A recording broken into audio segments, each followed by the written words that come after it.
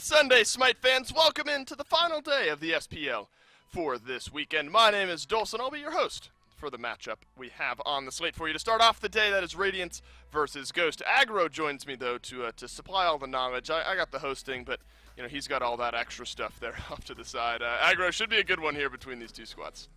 Yeah, I think this Radiance team, we've seen a new look for them lately, and that's the big key. Can we see Radiance continue to get the weird picks they've been going for? Tsukiyomi early on, Morrigan, things like that. Will Cyclone be able to play this set ADC again? He's looked really, really good on it. Or will Wowie come in prepped for that sort of matchup? I'm excited to see what Obey has come up with, because if I'm Radiance, I'm sticking with this comp until it starts to fail me. I know that it didn't work as well up against Sanguine, but against PK, who was the hottest team in the entire SPL, it got them a much-needed win.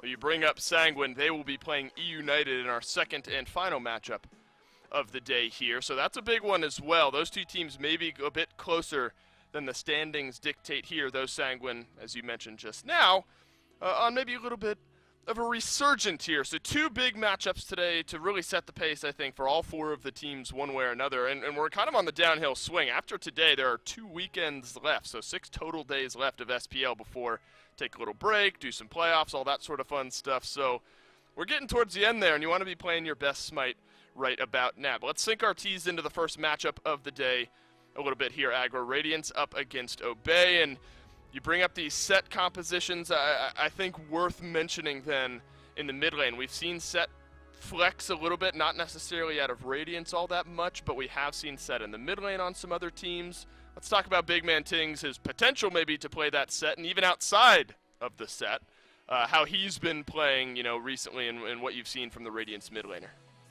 He's been a key part of their recent success. I mean, his prioritization of the Morrigan in particular is a new look for Big Man, and I think he's had pretty good games on it. He's also had some that I felt like he didn't really bring as much as I was expecting, but in those moments where you don't see a Heimdall basically on the other team, that was his big struggle up against Sanguine. I think he's looked much, much better in those sorts of games, and clearly very keyed in on this Tsukiyomi transformation, making sure that you have an option as that backline dive, maybe even from a distance with that Tsukiyomi ultimate. Big Man's been key for this squad, but I think that if he can continue to do what he's been doing, Radiance is going to be fine. I'm really more looking towards adapting and Aurora. Those two have really stepped up. Aurora in particular, I thought, had a really, really good week this week. If they can continue that here today, then that's going to set them up for a pretty good success. That's a great angle on that replay there as well. That apple somehow makes its way all the way through the jungle and hits Paul on the way out. Unfortunately, or fortunately, rather, that game does go in their favor. 6-1-10 was BMT on the Discordia there in that game. And now, Aggro, we shift our attention over to Obey a little bit. And honestly, Wolfie for Obey there out of the mid lane, I mean, maybe fills a similar role for this squad that BMT does for Radiance. Some ups and downs for the team as a whole, but I think Wolfie has shown here and there that he has the ability to play up to that level. Agreed, and particularly on the Raw, I mean, that's the pick that everyone is going to be talking about when it comes to Wolfie. But he played the on her, a decent amount. That was a sick jump that caught Nika out of his dash up against SSG. And remember that Obey had good moments in this set. It's not like they got completely washed at the very beginning of every game. They got 2-0'd, but they had some decent moments. Feel like Wolfie just is still looking to find the flexibility in the God pool. That's the big thing for him, is making sure that he's got multiple options, because obviously the Raw has been proven. This Raijin has been pretty up and down. I just don't think that Raijin is really that strong of a meta selection right now, but if he can add things like that on her, like the Thought that we saw in another one of those replays, then I think that Wolfie can be a real factor for this team. When they're playing well, it's almost always because Wolfie is making plays. I just want to see him take that next step and be the guy that is making them do well. Right now, he's really filling his role very well, doing his job, but not necessarily being the star player for this team. Right. That's going to be one of his next steps, is being a primary win condition for this Obey roster. Well, Obey, Wolfie included, 0-6 in their last 6 games. Been a couple of on her games, a couple of Persephone games, Thoth and Poseidon weaved in there for Wolfie. You're right, though. They showed up against SSG. They didn't get the win, but they showed bright moments. Wolfie, the guy that we've been talking about a little bit here, he sat down with us for an interview, and we'll see what they need to bring against Radiance to maybe get the win. Well, that's right. I'm down here with Wolfie, the mid laner here for Obey. And I just want to ask, you guys have improved. You had really good games against SSG, but unfortunately they're still not coming out as wins. So what is it in your mind right now that you and your team need to do to change to start closing things out with some Ws? Honestly, just we need to be a little bit more, I don't know if patient is the right word for it, but like the decision making, that we make good decision. No, we have good decision making up until one point, and then we make one big mistake and everything falls apart. And against teams like SSG, that they are really, really good, and, if you give up the momentum, they will take that momentum and they will absolutely run all over you. So SSG, unfortunately, yeah, you make one mistake, you pretty much lose the game. Well, I guess the good news is that now you're going up against Radiance, and actually, as we saw against Sanguine, they kind of struggled ending the game a few times, losing that momentum, right? So maybe in the same scenario, they've also just been in a slump, and the last time that you two played, you ended up beating Radiance. So are you feeling pretty good going into the set? I treat every single set the same way, so like even though they lost, they could be coming back stronger. So of course, like we're feeling a little bit better than we felt against SSG, but nevertheless, they are a really tough opponent. So I'm looking forward to playing against them. Still a lot of dangerous guys on that roster, right? So it is definitely something you have to show respect to everybody. And specifically for you, you're going up against big man teams. He's got a really wide god pool. We got to see the Morgan come out, maybe not exactly where we expect to see them go today, but you know, how do you handle somebody that brings so many versatile gods into the mid lane? It's again, I don't think it's so much about how many characters someone can bring to the mid lane. It's a matter of like how the team is going to be playing on the day, because again, it's a team game. It doesn't matter how well you play as individual if the team is not going to come together when it needs to, when it needs to be. Well, hey, man, you've got a good squad around you, and we got to see a lot of great in that set versus SSG, even though it was a 2-0. So I'm excited to see what Obey is going to be bringing. I'm sure there are a lot of people out there watching as well. So good luck in your games, and thanks for your time. Appreciate it. Thank you for your time. And a little bit of a history lesson for you. The last time these two teams played, Obey won it in 3 games. It was a 2-1 for Obey over Radiance. Aggro, kind of final thoughts on what you heard from Wolfie there. You agree with most of what he said and kind of where the mentality is at for this team? Yeah, I think that Wolfie's always a guy who's got his head on straight and is thinking about the game in the right way. I just think that we can't expect Radiance to play to that same level that they did last time they played against Obey. That was in the midst of their free fall, and really they were not clicking. Now they've at least clicked a little bit more, but it remains to be seen if it's enough to take down Obey. And not only the last time they played, Obey won, that was the last set that Obey has won. 6 straight losses since then for the Obey squad. So it's time to turn things around. Picks and bans in an interesting series of picks and bans, I think, this time around, because Radiance, as we've mentioned, have stuck with this set composition in their recent games. A little bit of mix-up, some change-up here and there when forced into it. But I imagine it's something, if left available, okay, if it's not left available to them, Radiance would maybe go into. I guess that just makes sense, Aggro. If it's kind of this new composition that's moving into the meta, Radiance, you know, despite a couple of losses and you know, a couple of wins on it, definitely maybe new enough. If you're not comfortable playing against it, just take out the core of maybe that strategy. I agree. I think that the set is one of those key parts of that strat. And look, Radiance is still likely going to be picking things like Herc Guan in the support role. I'd still anticipate them prioritizing the Tsukiyomi and the Morrigan very highly, but at least giving your Hunter a matchup where you know WoWie won't get soloed over and over again, which is really what can happen up against a set ADC, I think it makes sense. I think that's a fine ban. Oh, Herc, another important piece of some of that puzzle we were talking about, taken off the table. Yamoja as well. That's going to open up the door for this ROM first pick. Adds a little extra weight when you see that the Cupid is banned out there as well. So Wolfie, or Wowie rather, there in that Hunter role is going to have to look for something a little bit different. Jingwei has been a popular pivot pick with one of those final Hunter drafts. Now the Amaterasu for Obey. Obviously, we've had these conversations around SSG and some of those other power solo laners here in this meta. Even outside of the specific players, I think Amaterasu is good enough that it makes sense to hand that one over to Ducky first overall. Yeah, I like these two picks. I was a little bit, I was curious on whether or not Obey would try and take away and deny some of these picks for Radiance. I mean, Guan Yu is the big one that I think they've clearly shown that they really heavily prioritize for Aurora. So I was going to say I'd very much expect a Guan here top 3, and then I'd probably expect Tsukiyomi if I had to guess, just based on Radiance's most recent selections. I think you could go the Morrigan here and keep with that same identity, but it seems to me like when given the option, Radiance is going for that Tsukiyomi a little bit more, but when Persephone is open, didn't even cross my mind. Yeah, this makes sense. You get this pick here for BMT. Obey is likely going to end up banning that Tsukiyomi if they have been paying attention to what Radiance has been picking and prioritizing as of late. But even without the Morrigan there with that Tsukiyomi, I feel like Radiance is going to be fine. They got the key piece for them, which is, in my mind, making sure that Aurora is comfortable, getting him a priority pick. With the Hercules banned, they default to the Guan Yu. And what a shift we've seen here recently, specifically with Persephone. If she was ever let through in the ban phase, it almost seemed like guaranteed first pick regardless. Not only between these two teams, seems like most teams are sort of more focused on locking in those one or two kind of core pieces of their composition. Then if Persephone's still around, obviously that's ideal. Jingwei is the hunter that Wowie will end up moving on towards. So definitely a strong pick there and something that we've seen a lot of the hunters in the league have some success with. Now Obey realizing that adapting still needs a pick for himself, something that he'll look to engage with. The Hun Bats, I think, make some sense then aggro. The Robin as well. Still the Tsukiyomi, though. I mean, that's been a favorite here for adapting. Some good, some bad.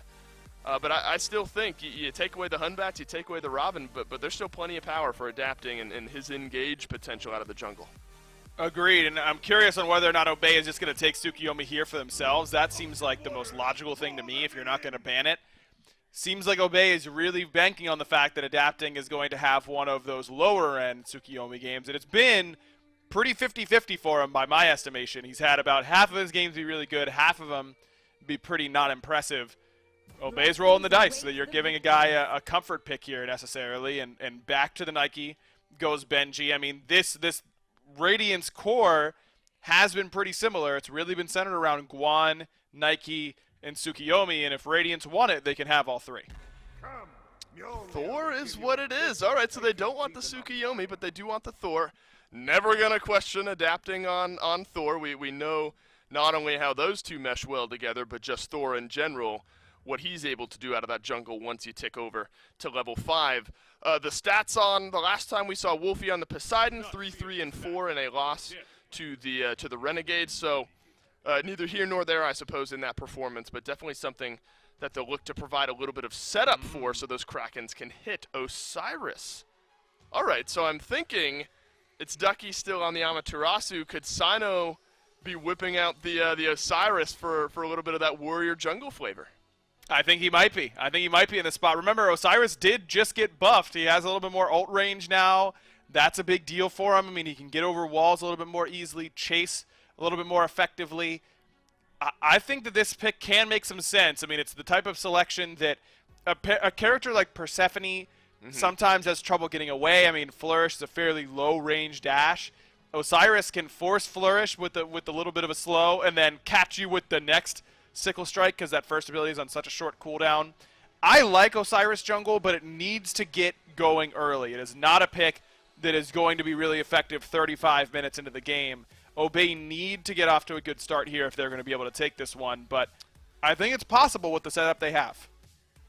Obey, I think they've got some picks that they'll feel comfortable with and that they could work with. I think Radiance have the same as well. The Guan Yu for Aurora, definitely something we've seen. We forget Persephone rolls through for BMT aggro. This one got a lot more interesting over recent weeks with the rise of Obey, Radiance, being in and out, sort of hot and cold, I suppose, in their draft. Quick thoughts that you're not going to be able to give me. Radiance versus Obey, game number 1. Let's dive in. Thanks, Dawson and Aggro at the desk. It's Finch and Mifflin here as we move to game 1 between Radiance and Obey. And in this game number 1, make sure you let us know who you think is going to win. That poll will be up in chat, so vote there. Myth, we were talking about just now watching this Picks and Bans, the set getting respect banned away from Cyclone Spin, so I guess you're lucky that now he's on the ROM. I don't know, man, and can this Osiris jungle keep up with all that pressure that maybe Radiance will now have? I'm worried about the Osiris jungle. If you keep track of Sino's Twitter, he tweeted out, I think it was about 2 months ago, I'm going to put the warrior jungles on the shelf, guys. I'm going to the assassins. We need a little bit more damage in our draft. And now 2 months later, we're exactly back where we started. But they've got a strong draft, Obey that is, in of itself. Just a good front line, nice backline peel through the Sobek, and a couple of hyper carries inside of Jingwei and Poseidon. They transition you well into the late game. But I think that, all in all, Radiance came out ahead. We know that Nike Solo has been having a lot of success in the hands of players like FineOK. Adapting on this Thor should be able to outpace Sino in the jungle, just because the second he ticks over to level 5, he's going to have that semi-global ultimate, able to gank and outmaneuver this Osiris just about anywhere he wants to. I don't need to sing the praises of Persephone. Everyone knows why this god is just about at 100% pick ban rate. And I really, really do like Radiance getting back to a more standard duo lane inside of this ROM pick for Cyclone Spin. Aurora found a new comfort pick with Guan Yu. This might be a Radiance draft that can kind of just win out in the early, mid, and late up against Obey. I think so too, and I think that you're right to kind of point out Aurora on this Guan Yu, because the more of a threat he can build up with some of those other secondary picks, I think the more likely that Hercules can come back around. If this Guan Yu can become a must pick or a must ban, or if he can find another third pick that you got to get rid of, it starts to open up the door, or maybe it opens up the door to where Set makes it through, right, for Cyclone Spin. It just creates so much more pressure. The more that Aurora, I think, can adapt and show that banning Hercules doesn't make him ineffective as a support for this team. Radiance, though, despite the slump they've been in lately, they bounced back with that win recently against PK, and it seems like chat agrees. 67% of them leaning towards Radiance, 33% though still loyal to Obey and Myth. I think we're doing Obey a disservice if we don't talk about how much better they've looked lately, about how Wolfie and Inbound in particular have really improved for this squad, I think, and been improving that 3v3 core. With Inbound on something like this Sobek, I don't think you can overlook Obey at all. And I think you're right to highlight that Inbound's playing Sobek, because I think you can really tie that into the improvement that we've seen in recent weeks. He's just playing straight up better picks now. We saw him on the Ymir very often. Now he's starting to fall back a little bit more so towards the Kuzenbos, the Sobeks, the Reptiles of the Guardian role. And I think that it makes him look a lot better. It fits the role of his team. And Inbound in particular is likely the most improved SPL player throughout the entirety of Season 7. He might have had the most room to grow, but he's certainly doing it at a respectable pace. Yeah, I don't think there's anything you can say, you know, too negatively about the growth that he's had, because it's been tremendous. And obviously he was the one that this team needed to step up, but he's not the only support that did that. Neil Ma and PK's big run that they made to become the world champions, we're still the defending champs right now, I think he tremendously improved, and he's kept a lot of that this year. It's part of why PK has been so strong. But I think that he's been playing well for them in the set that they just got through playing Obey recently, where they lost to SSG. I actually thought Inbound played really, really well, and just unfortunately ended up having a couple of small mistakes at the end of the game that really cost them, because that's how good that Space Station team is. So we'll see if Inbound can hold on to some of that momentum, or if we might see him regress here a little bit in this game. Radiance struggled for a while, but I think they've been starting to get back into their form. They found some picks that are working for them, so this is not going to be an easy match for Obey by any means. And it really won't be. It comes down to how well is Sino going to perform on this Osiris out of the jungle. We need him to find pressure early on up against Radiance's draft. Come late game, Sino's going to have to build either a lot of tankiness if he wants to remain effective, or he's going to need to pull a lead in the early if he wants to play a damage role Osiris. I think that it's very interesting to see him take it to this team composition in particular against Radiance. It seems like a very volatile pick, a pick that needs to find pressure in the early game, and that's been Obey's forte. They love playing around that early game. It's where they look best as a team, so it can work out. But so far, 4 minutes into the game, we haven't really seen Sino do anything besides farming the map. We need to see something happen soon. I'm thinking in the next 4 or 5 minutes, and it's going to have to be pretty big. It is going to be big, right? Because think about how Poseidon does lose some of his value once those Aegises start to come in. The Kraken's not as strong. That's why a lot of people say the Whirlpool really one of the best value that he brings because it can't get as immune as easily. And obviously the Osiris not going to be able to keep up with a Thor the later that the game goes, you'd think. I think the rest of their team still plenty strong mid to late, though. Ama and Sobek and Jingwei are going to be problems for Radiance, but they might have a slight edge if Obey can't find a way to get some momentum. As Sino is the member that's now been isolated here. Mifflin and Aurora is right on top of him. More to the Afterlife lets him escape. Aurora moves off of chasing Sino. They look instead to collapse on Wolfie, and there's the Thor dunk, setting up for Tings to get first blood. Wolfie on the Poseidon gets dunked. What a smart re-engage there. Target selection. They know that they could pick up the kill very easily on a Sino, but instead try and prioritize out that hyper carry. Now Wolfie falling down very early on. Sino unfortunately gets caught out trying to invade out those back cams. Wolfie rotates in with inbound just to peel out their boy. Sometimes you gotta leave your homies for dead, all right? Sometimes you can't help it. It's only gonna get you killed, and Wolfie's learning that the hard way here. 5 minutes in, Radiance pick up first blood, and it's already a pretty sizable lead. We're approaching 1,000 off a singular kill. Hey, you gotta tell Hinduman about that. He's got this idea that whenever he and I play games together, I abandon him all the time, but you gotta leave your homies for dead sometimes. That's just how it is, and Benji perhaps leaving his homie for dead as Obey have grouped up around this blue buff. Instead, Benji leaping away, and now perhaps Radiance have bought some time. Aurora has made his way nice in blink to reposition. Dash gets him out as well, and Obey trying to hunt down the Guan Yu. But Tings is the cavalry that's coming in to provide some support, but it's not enough. Obey Alliance able to find a nice pick of their own as they punish Aurora looking to defend blue. A little roving death squad, but they haven't picked up the buff just yet. Benji's still hovering around, doesn't quite have the ultimate available to him, but he does have enough damage to scare them away, and forces out the dazzling offensive as well. That's fear. That's fear in the heart of Ducky immediately. There was no risk of death there surrounded by his entire team. He just loses out on a cooldown, but better safe than sorry, I guess. Yeah, I wonder if maybe he wasn't so sure about adapting's ult timer, thought maybe that leap in signified some backup coming, but I'm with you, Miff. Feels at least a bit like an overreaction there from Ducky, to say the least, and he gets that ultimate forced out for free. But I think it also makes some sense there in a world where you already gave up first blood, get your pick, and then whatever you have to do to make sure you make it out alive, you do it. Now Obey can at least say that they're sitting on even footing here and could try and fight back into the rest of this Radiance comp. But I was talking earlier about how the pieces I'm worried about are maybe this Poseidon and this Osiris for Obey as this game goes later and later. But how do you feel about this Obey comp? I mean, do they have the pieces to go toe-to-toe with Radiance despite them having some strong picks on the Radiance side? Come late game, if they come in even, it's going to come down to play on the field. I think that Obey have a strong front line. They've got the ability to have that two carries in the back peel for each other. Poseidon and Jingwei should be very safe alone, just Poseidon being incredibly quick, Jingwei being one of the safest hunters in the game. But I'm worried about the confirmable damage and the engage from a range. It's a two-trick engage from Obey. It's either going to be dazzling offensive from Ducky to start off a team fight or a pluck from inbound. Outside of that, they don't really have much. Ooh, charge prey from inbound, almost catching Benji. That certainly would have been trouble. I've been wanting to say fine, okay, I'm just so used to seeing him pilot the Nike, but it's Benji here certainly escaping danger. Maybe even he was looking to try and steal away the blue, but Obey had 4 members on the right side, so Benji makes it out of there safely. And I think I'm with you in that Obey's engage, right, it's good, but it's certainly, you know what it's going to be if you're Radiance, right? Meanwhile, Radiance have the ability to come in with this Nike, to come in with a Thor dunk, to come in with this cavalry charge, to have Cyclone Spin sniping from a range. I think they do have a bit of versatility on Obey, but I'm not so willing to count out this Obey draft just yet. I think it's a push, sort of as you were implying there, to just depending on how these fights end up going, if they end up making it to 20, 25 minutes, and there's no big leads going one way or the other. But at 25-ish minutes, it's going to be Big Man Tings pouting, the most popular, most strong god on the map inside of this Persephone. I mean, Grasp of Death is another way for them to engage from a range as well. You don't have to aim that ability truthfully inside the jungle. You can hit a wall, and BMT is a very talented player. I'm sure he's going to be hitting enemies, but he doesn't have to. And even if he dies, even if the dive comp from Obey works out, sure, you killed BMT, but all of a sudden he's still returning damage to you. Cavalier, he doesn't care anymore. He's already dead, but he's a ghost, and he can deal just as much damage as just about anyone else.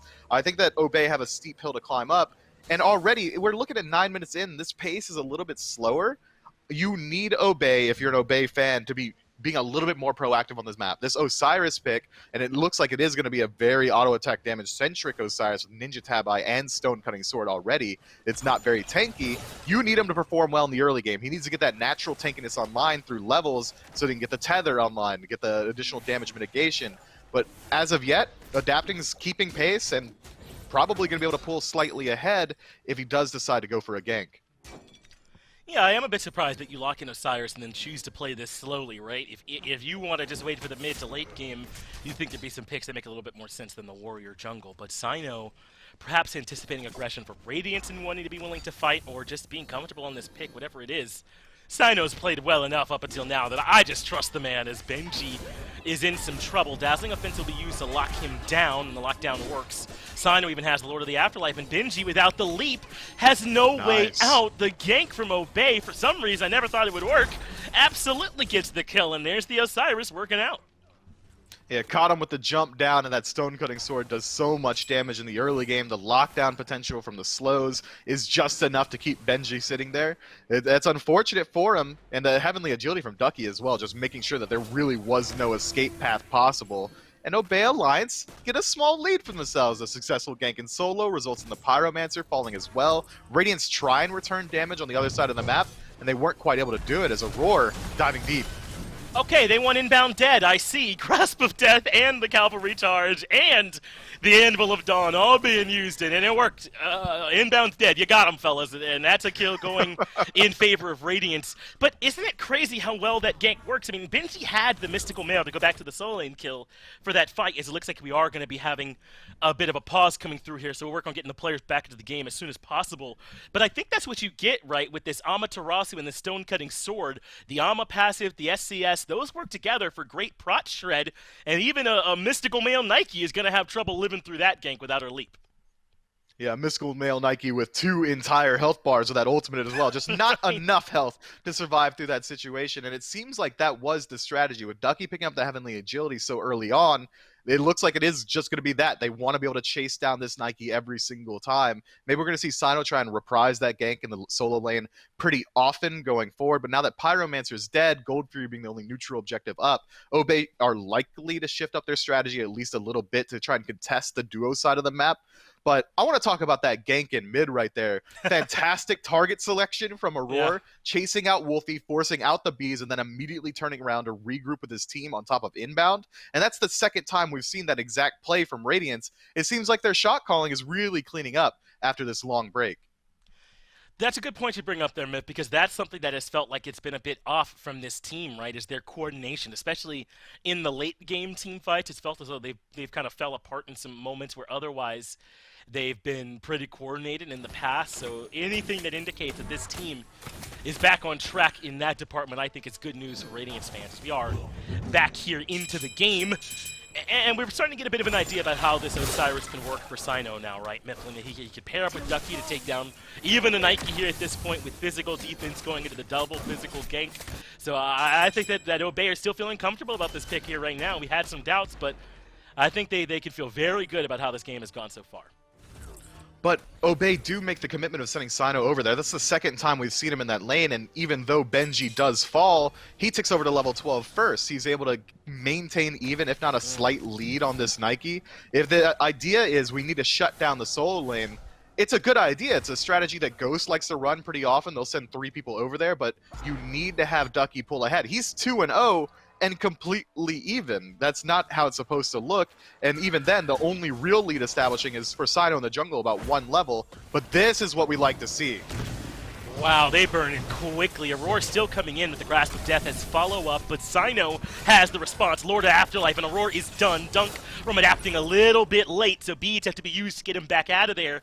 And Obey do that so quickly, Miff. It feels like Radiance were a little bit slow to get to it. And I don't even know if slow is fair. I just think Obey had insane burn on that objective.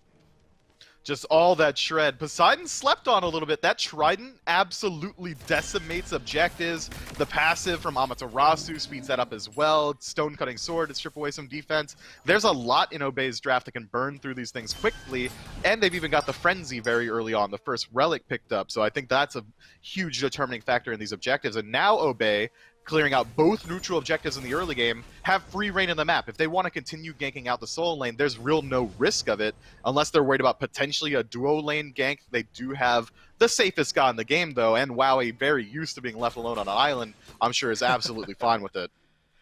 What do you think about this Executioner, though, which has become something of a calling card for Sino as long as Aurora doesn't end up in trouble? Looks like he's okay. It's something he's been picking up a little bit, going to Twitter to defend as well. Maybe not a Hunter item, but he seems to think it's a pretty good jungle item. Yeah, I like that you call out the tweet. My man said, just because that man said it's bad doesn't mean it's bad, guys. That's what he said. You know, he's right. He's absolutely right. It's not very good in the Hunter build because it's a little bit more expensive than you like for a bridge item like Executioner, but having Sino have it means that multiple people are going to be able to benefit. Ducky and Wowie, who should be the core of damage come late game, are going to benefit greatly from having that additional protection shred on their team, matched up with the fact that Sino can just be a light CC bot with multiple slows, permanently slowing whoever he makes contact with, matched up with Ducky's slow as well from the Frostbound that he's working into, is going to be a very strong lockdown. But again, this is a very squishy Osiris. It's going to be really hard for him to stick in these engagements long enough to get value out of these items. Both Stone Cutting and Executioner require multiple auto attacks to land before you get their full value. But hasn't it become clear that I think killing these tanks is the idea for Obey, right? They have the Stone Cutting Sword, the Executioner, the Amaterasu passive between Ducky and Sino. They'll be able to burn through Benji and Aurora relatively quickly. I mean, in this front line of Radiance has got to make sure they're being careful, at least in regards to their prots dealing with Ducky and Sino and how quickly those could be brought down.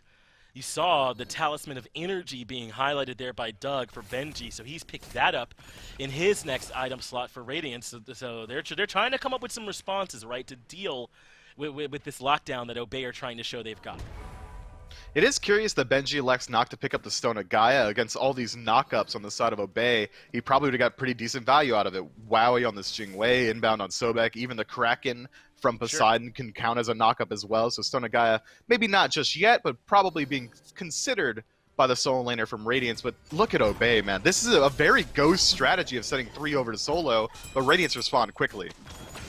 Yeah, Radiance have 4 members on the right side of the map to deal with this, and that is going to work. They'll defend their blue buff. So they say, if you want blue, we're going to take Pyromancer. You already know how quickly we burn objectives. It is done. Grasp of Death does land on inbound, but he goes lurking in the waters, adapting out of range with this dunk because Obey dipped too quickly, but Benji still gets the kill on a Wolfie anyway. Aurora now low, and Obey can find some blood and retribution, adapting falls as well. It ends up being a 2v1 or 2-for-1 plus Pyro in favor of Obey, and they're not even done yet. Now the slows starting to come through. Now the prot shred starting to be a problem here for Benji, but Cyclone Spin Snipes will cut down inbound and make it 2 for 2. And now that he's here, this Hunter can hit that gas pedal and start looking to burn a couple of these targets, but might have stepped up too far forward. Wowie in the backline needs some support. Aegis keeps him alive, but he gets the knockup onto Cyclone Spin, forces the Aegis, and it ends up resulting in another trade. Ducky goes down as well.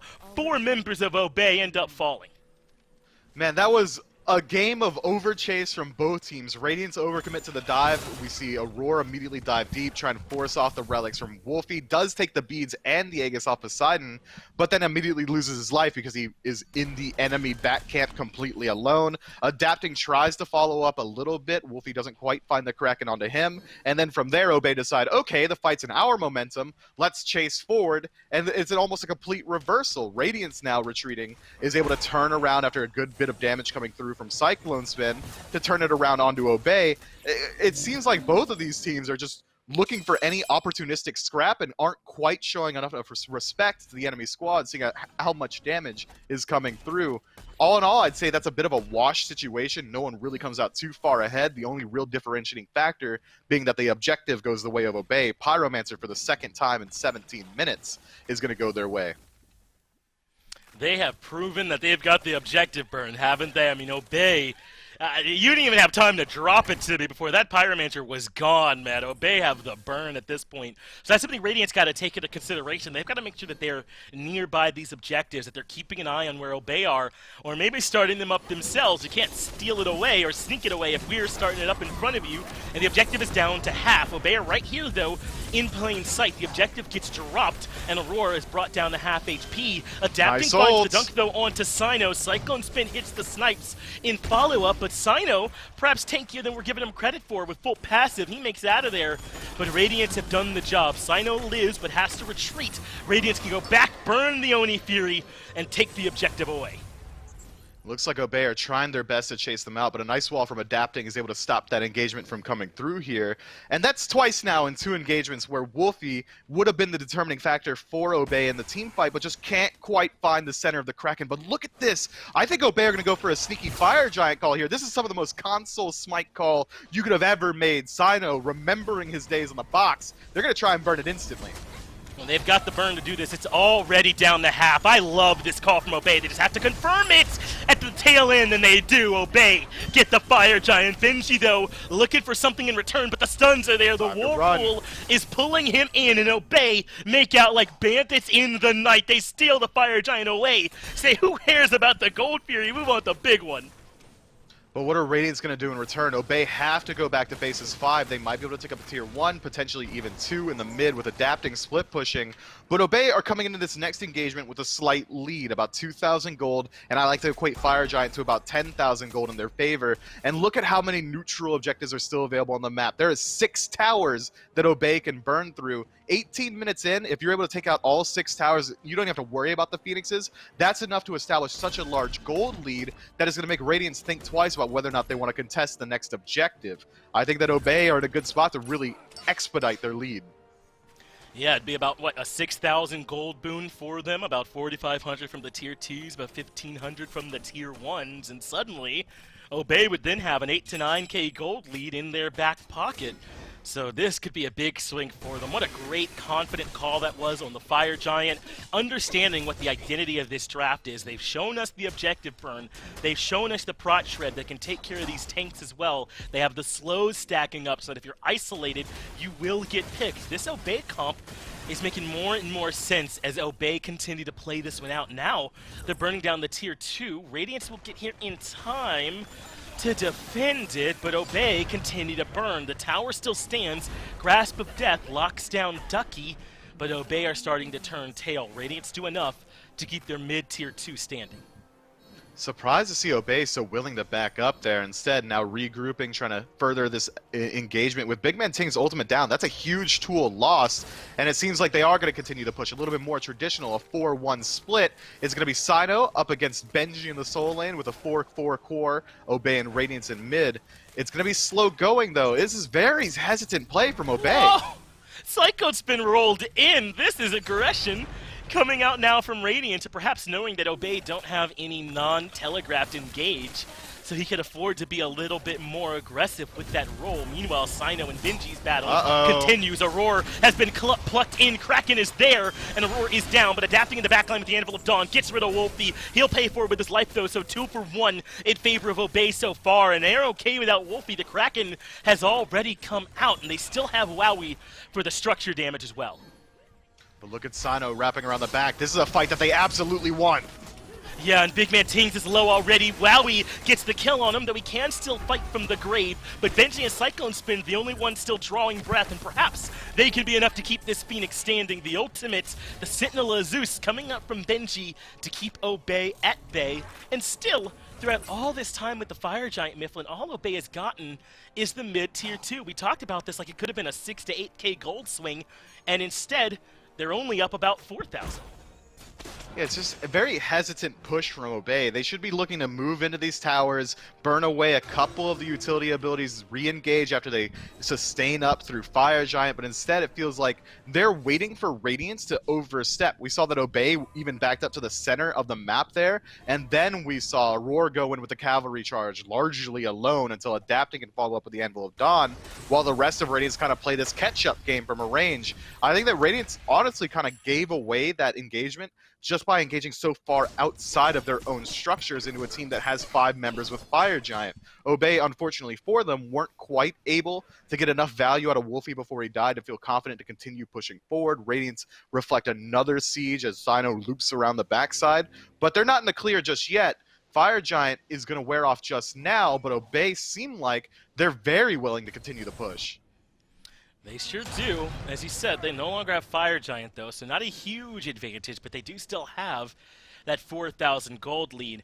And Radiance's engage has seemed a bit off to me. I don't know if that's necessarily their communication. We're adapting an Aurora and not making it there close enough for my liking. I think it's more that Obey are kind of forcing them to engage, and Radiance are having trouble lining everything up in time because of how much delay there is from going up and finding the dunk. And yeah, while I'm explaining all that, Obey have just gotten another Gold Fury Mifflin. It's incredible how quickly they burn these objectives, but Radiance are going to take this opportunity to try and grab a fight. Inbound is alone. Charge Prey gets off, though. He manages to create some space. Wolfie's Whirlpool saves him, and just like that, Obey get away with another objective. But look at Obey's positioning now. We're in a similar situation to the last Fire Giant, where Obey has to back up with the majority of their members, while Radiance is grouped up as 5. Fire Giant spawning right now. They could move in. Instead, we're looking at a 5-man push in mid, trying to establish a little bit of pressure, which should also open them up to the defensive positioning around Fire. Wow. Radiance are doing a little bit more than just taking the mid-tier 1. They're starting to step forward, but they might have overstepped as Obey are now looking to engage. Lord of the Afterlife dunks onto 2, and Tings can't survive it. Sino finds the damage from it. Aurora has to leave with the cavalry charge, but that means Benji's all alone. But no, Adapting comes in like a superhero, dunking in to provide support. Nice but gets kill interrupted in the middle of the hammer. That means he can't teleport out, and Wolfie finds the second kill, a 2 for 0, as Radiance indeed overstep. They do. What an interesting call to go for the tier 2 there. They could have backed up, forced a fight in neutral territory around the Fire Giant. Radiance slipping in the late game. This is exactly what we were worried about. The late game decision making seems to be a little bit off now through engagements, as well as through just deciding where they want to put their pressure. And now, Obey pick up their second Fire Giant of the game. Already 8,000 gold separating them. This push is going to be much, much stronger than the first. And Aurora, that pluck is not enough.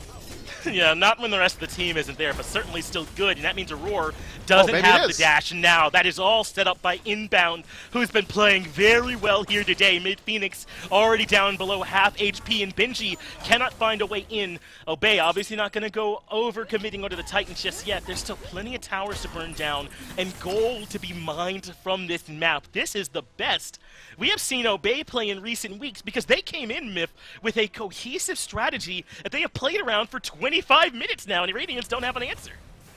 Yeah, it's looking very good for them. And I want to highlight Inbound's build as well. We noticed that every single engagement, he's almost tanking Grasp of Death on his own. He's getting a lot of CC dumped into him as well, which is why we see this Bulwark of Hope and Spirit Robe getting picked up. Now every time he gets CC'd, he's going to have that additional defense, as well as if he does fall low, Bulwark shield kicks in and buys just enough time for the rest of his team to regroup around him. Being so tanky and having so many frontliners on their squad, Sino and Ducky should be able to peel out for him very well. I like this adaptation from Inbound. He's looking very innovative inside of this support role. He's looking good, man. The last couple of weeks, these last couple of steps for Inbound have been phenomenal. This guy is improving rapidly. I got to agree 100%. I also think the relics are pretty important. Wouldn't you normally, against Osiris, Ama, and Jingwei, want some upgraded shells if you're Radiance? But they've had to pick up these Aegises because of Wolfie's Poseidon. I think that's another example of how this composition puts strain on which items you can build in response to them. As Adapting is dunking in mid. It's Sino that they've spotted out, but Lord of the Afterlife gets him away from the Sentinel of Zeus. Now the snipes are coming through. Now the dunk comes through. It's 3 ultimates committed, but it works. Sino eventually dies, but Myth, is it worth it? 3 ultimates while the rest of Obey are threatening your left side Phoenix. Especially if Grasp of Death gets whiffed out the window. Now BMT a little bit out of position, but Obey no better. Gonna back up out of there. Aurora on the cavalry charge, looks for Wolfie in the back, but he doesn't have much follow-up. No, he sure doesn't. That was risky from Aurora, but it might have worked because he was able to get Wolfie to use the purification beads. And Radiance are recognizing that they've got to try and fight now when Sino isn't here to help out in this fight, when maybe they can re-engage, but they don't have any of the ultimates available, not a single one, so it's going to be hard to punish Obey the way they'd like to. Obey are playing this well and really spreading Radiance out. They are. Sino overstepping in mid, or maybe a calculated overstep to draw the attention of Radiance as the rest of Obey knock down that left side Phoenix. And now what are Radiance going to do? They've got Fireman waves flooding through mid and duo lane with no Fire Giant on their own side. They can't really push into anything. Normally in this situation, once you're able to force all 5 members of Obey back, either in a body bag or just a TKO, you pick up the Gold Fury, but that desynced timer, it's going to be 30 seconds left until that respawns. Obey are doing a fantastic job of just controlling the map state, making sure that objectives are on their timers as well, and now they're able to regroup as 4, or 5 rather, and move their way through the jungle. If anyone in Radiance's side oversteps, they're going to meet the full brunt of 5 members. Yeah, and Radiance, despite pushing up left, really don't get the minion wave pushed up that far, and now Benji's doing it, and it's going to be very difficult for him to live this one. He manages to get the leap, and Obey are not going to heavily commit on him. They have the tail whip now, and the rest of Radiance are coming in to try and save him. They recognize they can't just let Benji fall here, but inbound whips the charge prey on that one. He's had an excellent game. Not going to ride him too hard if he misses one of them, but that should have been a kill into Benji, and instead he lives. Oh, you know what? I'll do it. That was an open field pluck, all right? I mean, there wasn't even a minion standing between them there. They were walking straight. He biffed it. He biffed that one, but you're right. He's been playing incredibly well for the entire 30 minutes of this game, so we can leave him alone just this once. I don't want to see it again, though, from inbound, tarnishing such a good match so far. But Obey are in a very good position to move into this next Fire Giant. That left side Phoenix is going to be down for the entire duration of the dance. Likely mid-Phoenix is going to have to contend with some Fire minion waves, at least distracting Radiance for the next 2 waves as they try and keep that one standing as well. And Obey can move in, get the defensive position around Fire, pick up the vision advantage as well. And we've seen what their composition can do. If they're left alone with Fire Giant for 5-6 seconds, Fire Giant's not going to draw breath much longer than that. No, it'll have been burned through very, very quickly. It's a lot of damage onto these objectives that Obey has demonstrated up until now. Now, the gold late's still not to the point where it's backbreaking. About 7,000 is still a good amount, but really it's the map pressure that's the difference here. These Fire minions still pouring down mid, even though mid-Phoenix just respawned, and in left are a problem, but it looks like Radiance are doing some kind of in-between plan. They're near the FG, they're sending over Cyclone Spin to deal with the mid-wave to keep their mid-Phoenix safe, and Obey are doing the right thing. They're waiting it out and forcing Radiance to choose between the Fire minions in left or defending FG. Yeah, they're just waiting for the slightest sign that anyone goes to defend that left lane, and Radiance seem like they're willing to just let the, they have to, right? That will deal a ton of damage to the Titan, but no one's backing as of yet. Obey pull the Fire Giant, and it's burning fast. It has been burning quickly, but they're going to start falling off it once Adapti goes up to the ultimate. This is clean from Obey. The best we've seen them play in weeks, isn't it? They bait the ultimate out cleanly. They do, and immediately re-engage once it's down. Now, Adapting, being the weakest member, has to go back to base. It doesn't really matter if he loses out on that time, but he doesn't push out another wave. Obey pick up fire, and Fire minions are still flooding. Yeah, and they're going to lose their left side Phoenix. This is a disaster now for Radiance because they've got to win the fight. At this point, they do make it a 1-for-1 inbound for Aurora as their left side Phoenix is about to come back up. A Cyclone Spin gets good snipe damage. Obey, I think, recognizing that their health pools are too low to go back in, and Radiance should be able to get their backs off in time. Cyclone Spin's got to hurry as those minions are starting to pour in. Adapting goes to the hammer, and they get there just in time. That's a thin margin they're playing by, but Radiance managed to at least get a pick and defend the left Phoenix. Yeah, not often you have to stun a minion wave, but I think if Adapting doesn't do that, they may have lost their Phoenix right there, how many Fire Archers were stacked up. So that's a nice little micro play from him, and a good trade from Radiance around that Fire Giant. Unfortunately, Obey playing so clean, Adapting doesn't get a lot of value out of this Thor ult. But Aurora trading his life for inbounds, able to strip Fire Giant away from at least one member. They get back to base in time to defend the left side Phoenix. That's about as good a situation as you could hope for Radiance in such a hard situation that they've been placed in. But still, we've got 4 members strong on Obey with Fire Giant. Their siege is strong still, and inbound has a pretty sizable lead over Aurora. 4 levels, 31 minutes into the game. He's going to be much, much tankier. He should be able to, with the help of Sickening Strike, also sustain through at least a couple siege attempts. I want to see Obey get proactive here. Yeah, I want Obey to start trying to take advantage of what is a shrinking window, right? I mean, they're in control right now, without doubt, but this could be a big play. Radiance are going to gank them and let the 2-man dunk from Adapting to start things off. Grasp of Death. We ought to talk about that when big man tings, as Sino is able to make his way out of there, but Ducky not going to be so lucky. He's been left to the wolves. He has to die. Just trying to buy as much time as he can. He's being sniped out here as well, and Benji able to eventually get that kill, but Sino going to use this opportunity to strip away the left side Phoenix. So smart from Sino here. It's a death sentence, his ultimate's down, there's no way he escapes the situation, but Obey, on the other hand, is able to take away at least another tier 2 tower, but now it's time to retreat. It's time to get away. It's not the cleanest play that Obey could have gone for. I don't know why Ducky and Sino feel safe pushing that deep into enemy territory alone, while the rest of their team aren't even pushing down mid, they're pushing down the solo side. There's zero hope for backup in that engagement, but they make the best of a bad situation. Again, able to strip away that left side Phoenix, as Ducky buys a ton of time for Sino to push it down alone. Adapting tries his best to get back to base in time to defend it, but unfortunately for him, does not.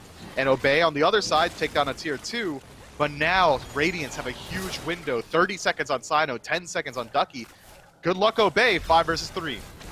Aurora goes in first, finds the damage to the back onto WoW. He gets out the Aegis as he's able to find the stun. Mid-Phoenix comes down to half HP and inbound. His health bar looks worse for wear for trying to defend, but he gets good damage off lurking in the water. Kraken comes through too, but Cyclone Spin gets rid of inbound. Adapting dunks onto Wowie, and just like that, Radiance are able to find 2 kills, but Obey defend their mid-Phoenix. And Myth, I think that's enough in my mind. As long as they don't lose a Phoenix here, they're still way ahead.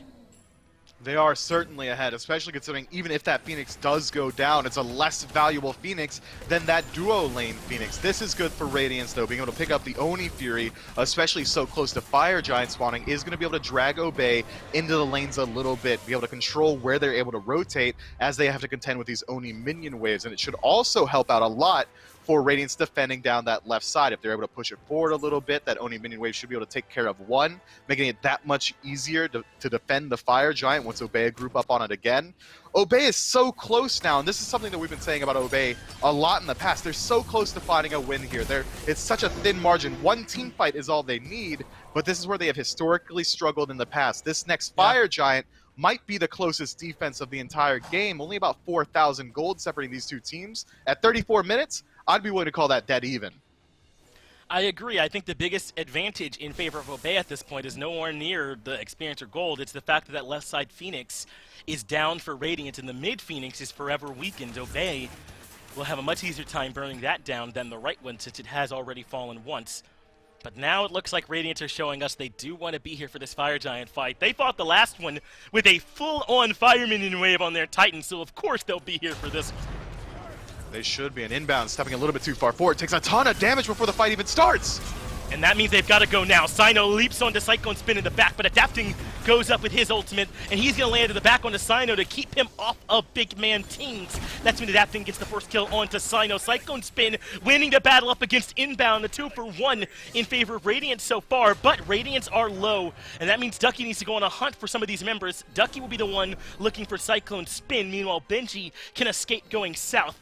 I don't know if Cyclone Spin's going to be able to make it out of this one. Maybe he might go for the he can Phoenix. Just try and do some damage while he goes, but Ducky's right here on him. Aussie? Oh, he's going to lifesteal. Aussie! That's right, he's lifestealing up the wave. Ducky!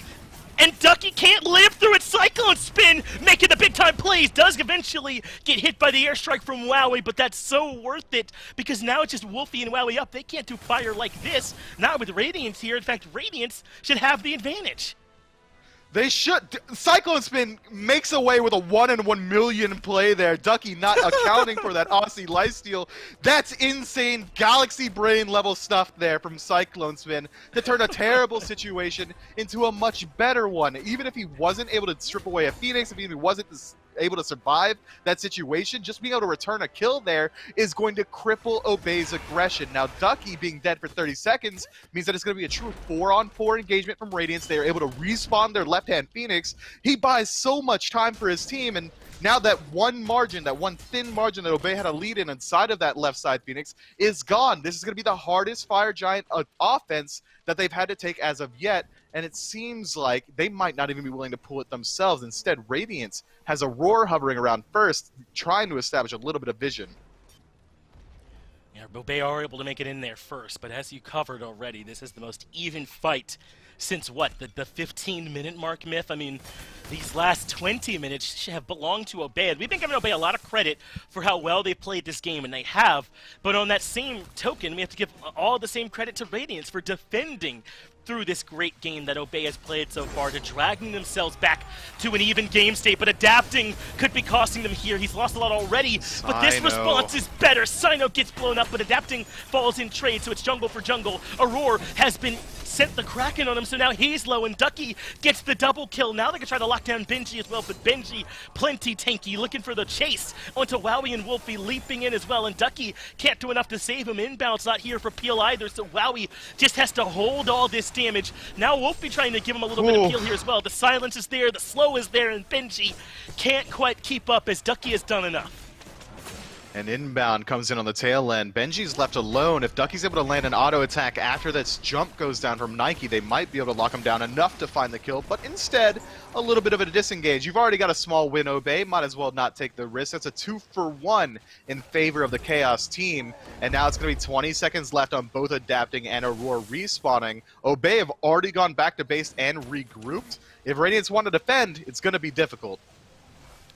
Not going to be easy here for them at all, as Obey are indeed going to start up this Fire Giant. It's Ducky that's hitting it first. Wowie and Wolfie, the W crew, are both here with them, trying to bring the Fire Giant down, but Cyclone Spin and Tings are nearby. The dash in from Ducky is good, and Cyclone Spin is in trouble. The Kraken grabs him, and that Cyclone Spin taken care of, and who's next? They want Tings, they want the carries removed, as in comes Wolfie looking for damage, but Tings still alive for now, but Wowie won't let him out. That's 2 going the way of Obey, and now Adapting dunking in silence during the hammer because Ducky's the GOAT. Inbound puts Adapting down, but Wowie falls as well. That means it's 3-for-1 so far in favor of Obey, but can they get rid of these tanks? The front line for Radiance is still here. It is, but that's all they have left is frontline, and frontline without ultimates either. Obey look like they're going to back up to the Fire Giant, but they could decide to try and group up and push down. They've already got the minion wave pushed up in mid, but instead it looks like it is going to be the objective called Enhanced Fire Giant, keeping their eyes on the future to clear out all 3 Phoenixes. This is a huge advantage for them, but they are lacking Wowie on this push. It's going to be a lot slower going on the Fire Giant. And Aurora and Benji are certainly tanky and willing to put up a fight. This is crazy. I like it, though. You want to not let Obey take this for free if you can. Plus, you're tanky enough to where they'd have to commit to kill you. The Fire Giant is below half, down to about a quarter, less than 3,000. But Benji and Aurora have both given it up. They won't contest for real, and Obey take the Fire Giant. But now, I don't know if Aurora can make it out of here for free. He doesn't have the ultimate. Kraken gets the knock-up, and Mantle stuns everybody out. But the charge prey from inbound too good. Wolfie gets the kill, and Obey improve even further. What a late-game fight from them. So good. Now that's back-breaking for Radiance. Obey now have a full minute window where Radiance is going to be lacking 1 frontliner. That's why I thought it was so insane for them to step up to that Fire Giant. Even had they stolen it on time, it would have only gone onto the frontline carries, and they would have been left high and dry without their ultimates. It's very clear that Obey would have been able to pick up at least 1 kill in return. Now Aurora dead for 40, and Obey knocking on the door of the base. We're looking at a split push here, 3-2 and mid to right. I think that Obey should be able to take away at least one of these Phoenixes easily if they play it properly. They've got so much time to work with before Aurora respawns. This is going to be a great opportunity here for Obey. They go down mid first. The 3-2 split. The mid Phoenix has already fallen, so it's weaker. But Adapting goes to the sky. He's looking to dive in the backline, but cannot find anyone. Grasp of Death connects, and Wowie looks a lot worse for it. But there is a follow-up. The snipes from Cyclone Spin are almost enough, but he misses. Wowie used Aegis anyway, and now he lifesteals off some camp, so he'll be back and ready to fight before too long. But Radiance kept them out, at least in mid, though they end up losing the right side Phoenix. And that right side Phoenix was the last one that had not fallen yet this game. So now the remaining left and center Phoenix are already weakened. Obey take out the hardest piece already. And with all the lifesteal in their kits and the sustain from Fire Giant, they're regrouping against the Radiance that are lacking a lot of their most impactful ultimates. Grasp of Death, Anvil of Dawn, the snipes from Cyclone Spin, all not available. Gonna be difficult defense here for them, but they have managed to get Ducky down low. Dazzling offensive lands. That means Cyclone Spins low, and Sino is able to get the last bit of damage. That's a huge pick to start this fight off, but Aurora is on the hunt, looking for a stun. Can't find it, so Big Man Ting smacks him with the plants, and that is it, at least for Sino. But Ducky gets rid of Adapting elsewhere. Wowie low, that's Aurora finding a kill, but will he be able to escape with his life? It might not matter.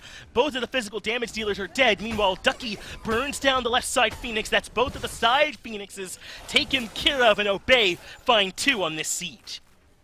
They do, but that center Phoenix does remain standing. It's Big Man, Tings, and Aurora on the chase. This is dangerous. Thin margins. If they move up too aggressively again, it's very easy for Obey to turn this one around, which is why we see Radiance decide to back up here. And another objective likely going the way of Obey, this Primal Fury, gonna make it that much easier to pick up subsequent Fire Giants. Both side lanes now missing their Phoenixes on the side of Radiance, means that there's only one left to defend, and it's one of the hardest to defend in the game. The center Phoenix means that Obey can diversify where they want to attack from, be it coming down the side lanes and going through the side, or marching their way down the center. You can worry about jungle ganks on the side if Radiance decide to move out as well.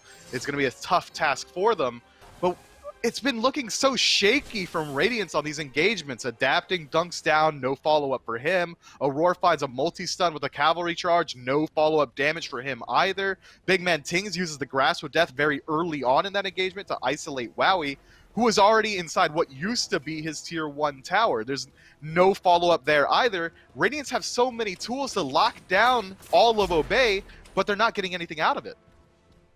Yeah, it's a bit disparate, isn't it, from Radiance? A bit disjointed, but it's working. But they're still in the game, and I think you can make the argument that Obey had a good chance to win like 13 minutes ago. So I think this has just straight up been a very well-played set from both of these teams. And what, 3 weeks ago, I don't think we could have said that about either of these guys. Radiance were struggling coming off the break, and Obey were still trying to figure out their identity, but they came in with a game plan here in Game 1. It worked for the majority of the game, and Radiance have hung on for dear life.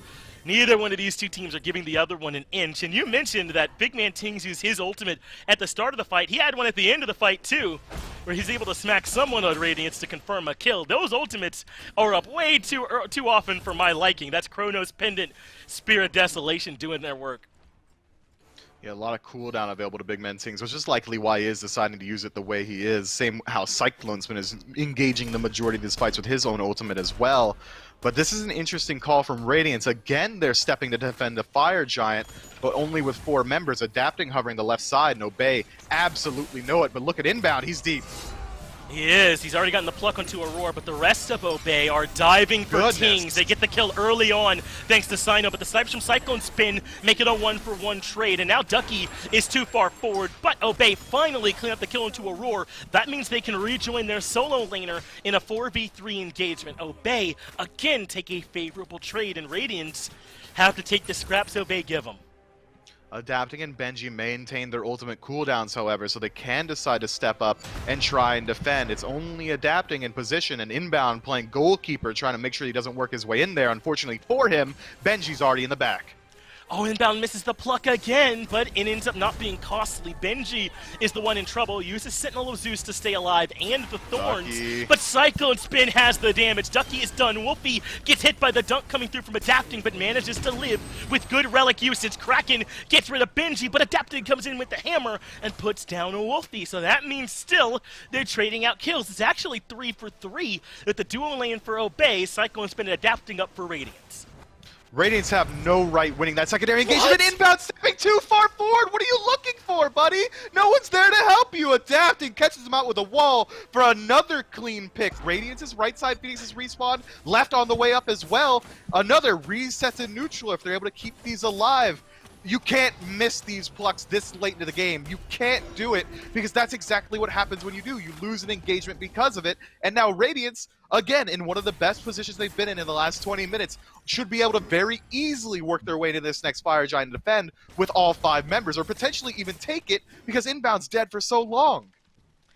Wow, what a game here from Radiance, huh? To have withstood this early onslaught from Obey, and it was an onslaught. If Radiance end up winning this, I don't want that great first 25 minutes from Obey to be forgotten, but how do you remember it, right? Radiance, if they get the win, it's just that simple. They start up the Fire Giant now, though.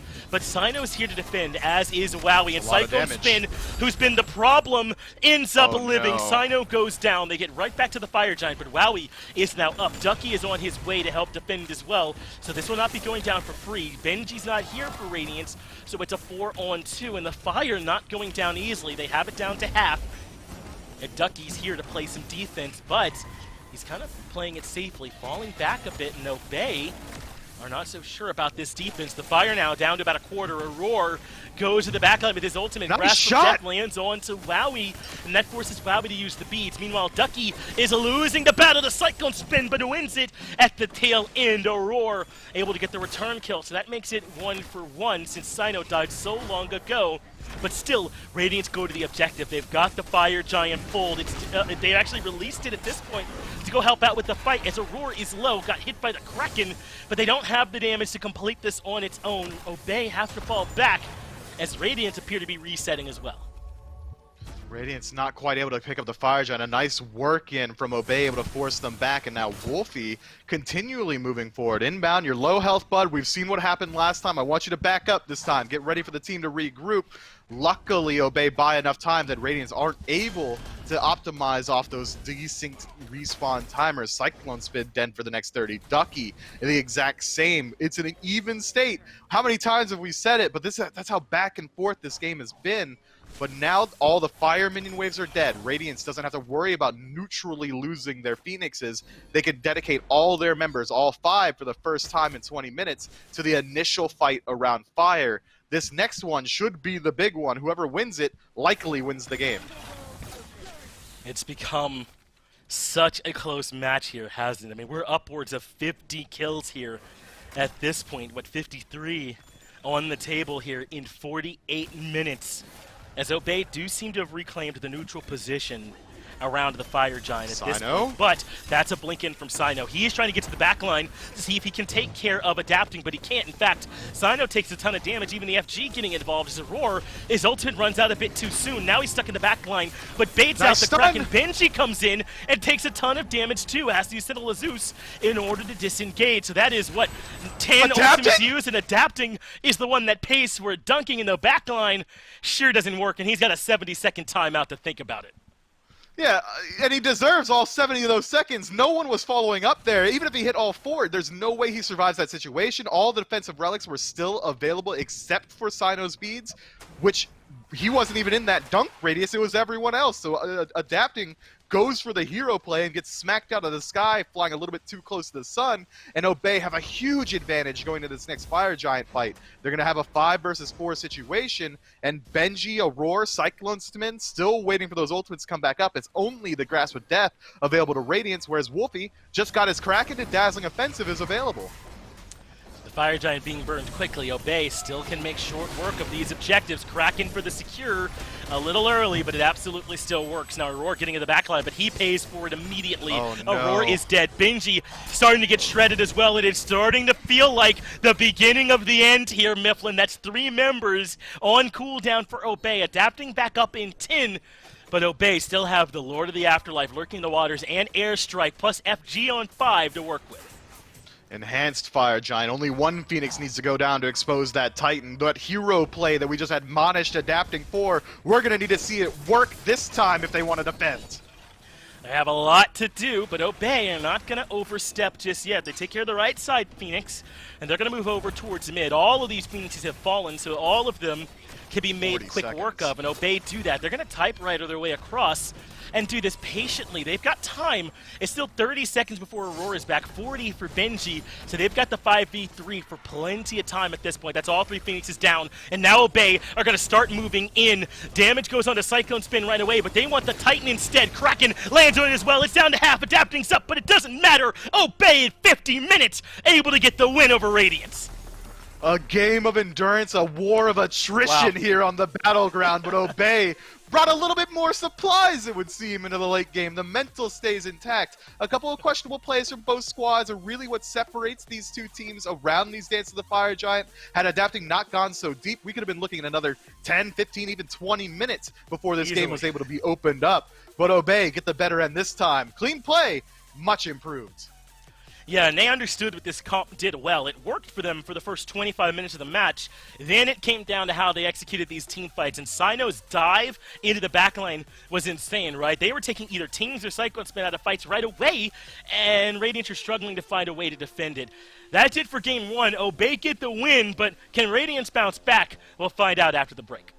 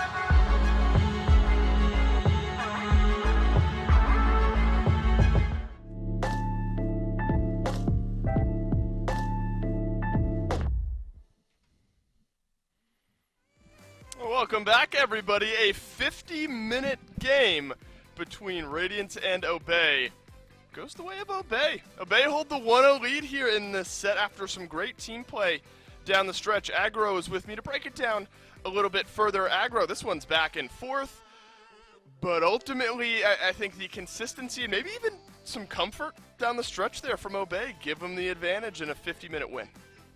I agree. I think that Obey really should have ended this game earlier than they did. I mean, they looked fantastic through the early to mid game. This Osiris jungle for Sino was setting the pace really, really well.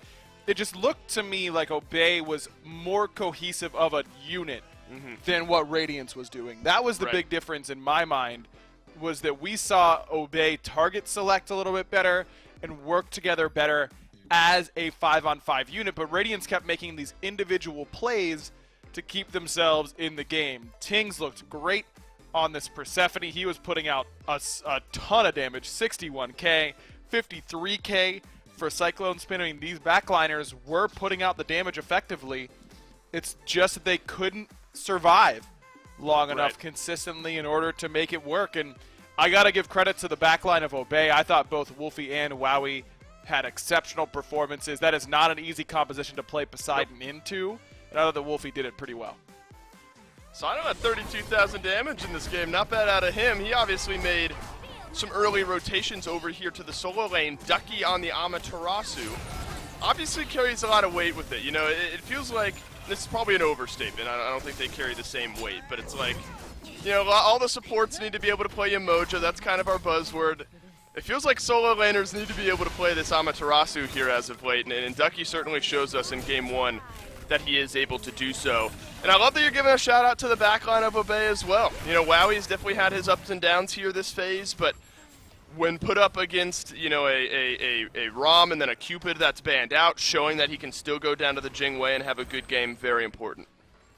Definitely important, and the fact that he's able to match not all of the late game damage of Cyclone Spin. Of course, 53,000 is a lot to try and match, but Wowie did his job effectively in this game. And the main concern for Obey is that they still clearly are not very clean with their end calls. I mean, it was Obey with having Sino and Ducky pushing left while the rest of the team was pushing right.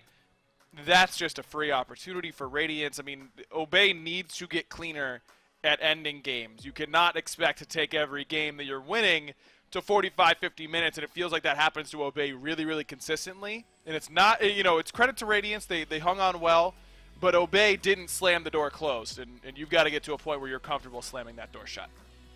And not set-wise, but individual game-wise, that Game 1 snaps a 6-straight loss streak for Obey. So at least getting some momentum in this set's got to feel good for this squad. Let's see what picks and bans for game number 2 have in store for us. The Guan Yu was a power pick for Aurora in previous sets. I think it was 2 and 11 here in game number 1. I don't think Radiance are the type of team to kind of knee-jerk away from that. Obviously, they stuck with the sort of set Morgan composition despite a couple of losses. So, you know, maybe the type of team realizing that it's some shot calling and things like that down the stretch that maybe make the biggest difference. And how about this?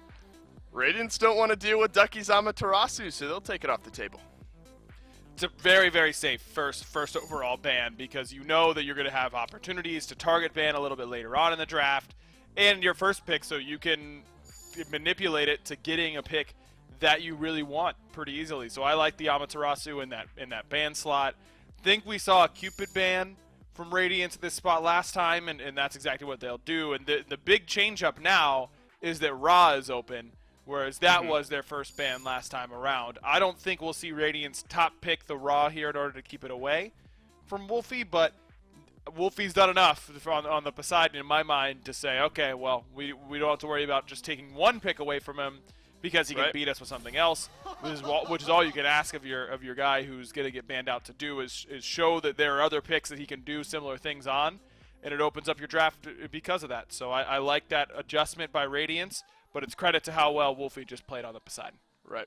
Well, so often in the raw sort of Thoth compositions, it's how do you set up for your mid laner to hit some of that high but somewhat easy to miss damage. Sobek is definitely one way to do it if that's the direction Obey want to go with this draft. I know Sino really liked the Erlang Shen into those compositions as well, so I think those will be some of the signs that we'll be able to follow if we don't see a Ra or mid lane pick super early on, which we will. I suppose it makes some sense here. Obviously, Wolfie has played this pick a good bit. So then the question instead shifts from, we'll follow the pieces and see if a Ra is maybe coming later. Now it's, we've got this Ra. What kind of pieces are we looking to put around it to make it easier to hit some of that damage? I think Obey is in a fantastic spot here, Dave, because I think it's pretty easy for them to just pick Erlang before the second ban phase and go, okay, we got what we wanted. You know, what do you want? Now on the other side, we can get Wowie something else. He's played Jing, he's played Heimdall. He can play a couple different things over there. That long lane. Ducky's got a pretty big god pool as well. So if I'm Obey, I think I am snap blocking Erlang Shen, though the Cerberus pick might throw a wrench in that. This is a really good counter pick. Erlang really struggles against slows because you don't get any movement speed cleanse whenever you use 72 transformations, so you just become a truly very slow turtle that doesn't really get a whole lot going. No innate CC immunity. The guaranteed Anzio coming from the Cerberus passive messes with the Erlang ult. I wonder if the Cerberus pick is what makes Sino go a different direction, because otherwise I think Erlang looked really, really good in that third slot.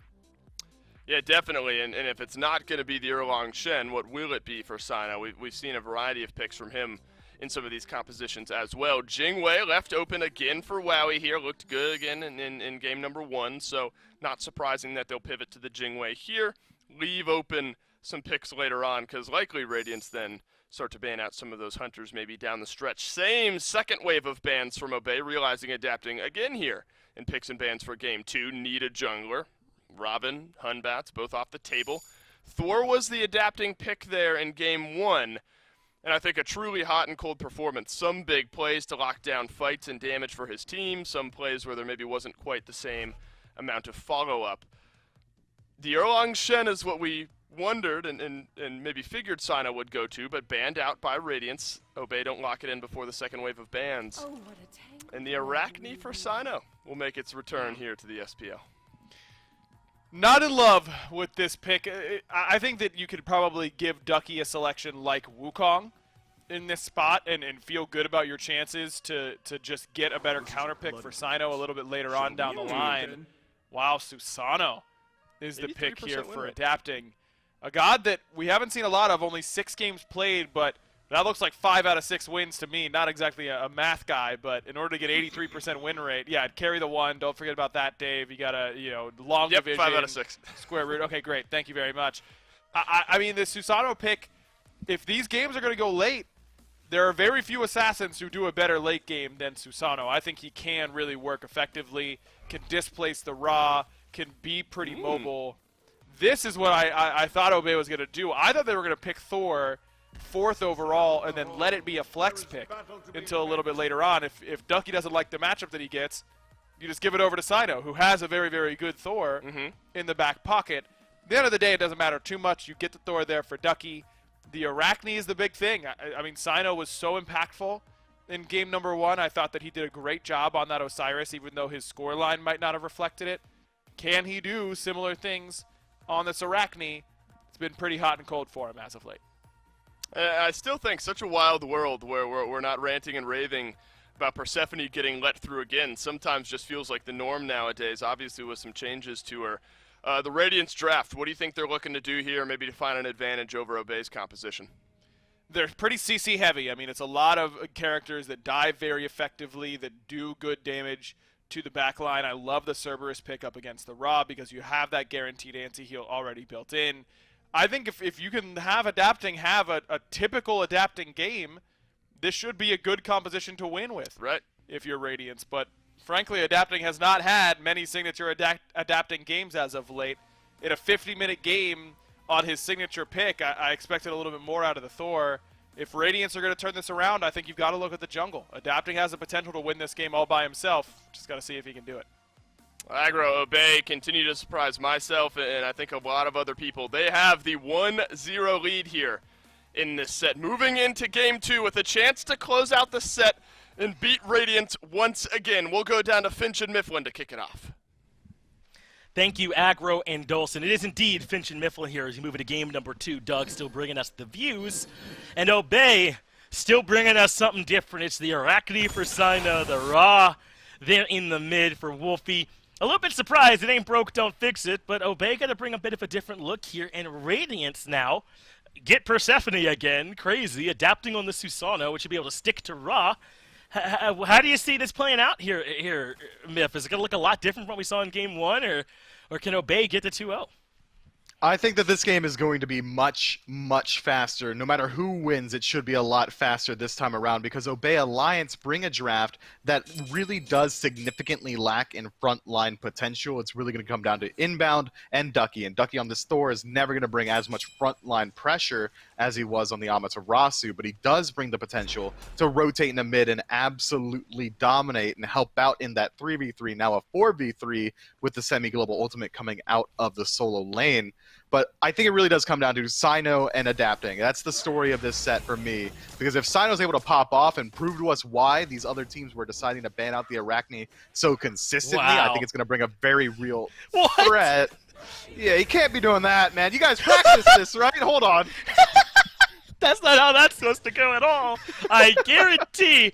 So yeah, poor Wolfie spent a little bit of extra time making sure that speed buff goes down with the Arachne web. Supposed to be able to do that on his own, but instead Sino just gonna get jumped in the jungle. Oh no! About as different as a way a game can go. Well, he's okay. Good work there though from adapting. Oh no, never mind. Yeah, he's dead. Yeah. Yeah, Sino, I mean, that's a cool strategy. That would have been the cringiest cringe gank of all time, showing up before even the 1 minute timer rolls around. The strat is have the webs deal with speed buff. You get the experience just from having your spiders there. Have Wolfie clear it out. You're soloing out red buff with your own spiders as well. Then you rotate into level 2 while everyone's still level 1 in the duo lane, not only having webs, but also the venomous bite. Unfortunately, it seems like Radiance was privy to the idea, adapting already there, able to shut down a ton of that aggression, setting up for an early kill from Aurora. And if that's the strategy for Arachne, if that's how you planned on pulling ahead, getting it crushed before the 1 minute mark, that's gotta feel bad. Yeah, I mean, essentially no piece of that went the way that it was supposed to. The speed buff clear, the gank, none of that worked out, I would say, the way that it was meant to, but I don't think that completely upends the strategy here for Obey. They definitely still need to be able to try and get out in front here. We thought that in Game 1, but they managed to win it in 51 minutes, but still, it seems even more true in this case, where they're going to need to get out to an early lead, and Sino got to find some aggression somewhere as Aurora leaps in, but cannot find the stun. Fortunately, the silver lining is there is Sino also had his webs on the blue buff, so he was able to get that farm for himself, whereas adapting was not. Adapting dedicates that time to stopping the early duo lane gank, so even though Sino does fall for first blood, he doesn't fall behind too much in XP or gold, just getting that additional camp going his way. So the real only disparity differentiating these two teams at this point is Aurora. He picks up first blood on himself, which is a pretty big deal considering he is playing Cerberus, and Cerberus is one of the most aggressive guardians in the game. Having Aurora be ahead is never a good sign for the opposition, but Obey certainly have ways back in. They do. We'll just have to see if this team can execute it. Wolfie on Raw has become one of their core picks, right? I think the same thing about inbound on this Sobek as adapting. Perhaps looking for a buff invade, getting there a bit too late, though, to make that happen, and just gives it up. So as long as Obey are still playing these picks that we know are signature for them, as inbound maybe seems to have gotten a bit out of the groove. He was hitting it at the beginning of Game 1, but towards the end, and now here in Game 2, they're off the mark, and Cyclone Spin holds on to his beats as a result. In fact, inbound now doesn't have that charge prey to get away. It just barely comes back up. He was low on mana too, but inbound barely able to survive. Yeah, we're gonna need to play a little bit cleaner now, Obey. You gotta play even especially cleaner considering how poorly that early gank went for them. The duo lane already behind can't afford to take any more losses over there. But it's on Sino. It's his mess. He's gotta clean it up. He needs to rotate over, try and help out, and with Radiance playing this aggressively in the duo lane and having an Arachne up against Rom, that's a pretty strong matchup. Even into Aurora, it's a very good matchup as well. If the jumps are ever down, you should be able to chase it down very easily with the webs. You've got stuns to set up for all sorts of damage from your team. But I think it's interesting to talk about the 3v3 for Obey in mid. Normally when we see Wolfie pick up the Ra, it's flanked by an Erlang Shen or some other very easily confirmable CC. But now with it being Arachne's sole form of CC coming through some slows from the ultimate and the third ability, but the stun from the second ability being prerequisited by having to land 3 auto attacks, is going to make it very strange timing for Wolfie to follow up on. Yeah, not going to be quite as simple as the Erlang Shin Ra combo normally is. Adapting Grasp of Death into the Typhoon, not quite enough to kill Wolfie, but it does get the beads out from him and have to take a back here as well, so that gives a little bit of time for Radiance to move around the map. But we're starting to get the idea here, right? Aurora playing aggressive, adapting in teams, communicating and playing aggressive as well as Ducky looking to get involved with the dunk. Will be landing on adapting, gets the beads out from him, but he'll have to return to lane. Ducky will, as he manages to find the wall on Benji and should be able to defend the blue, though Benji's still lurking to try and steal.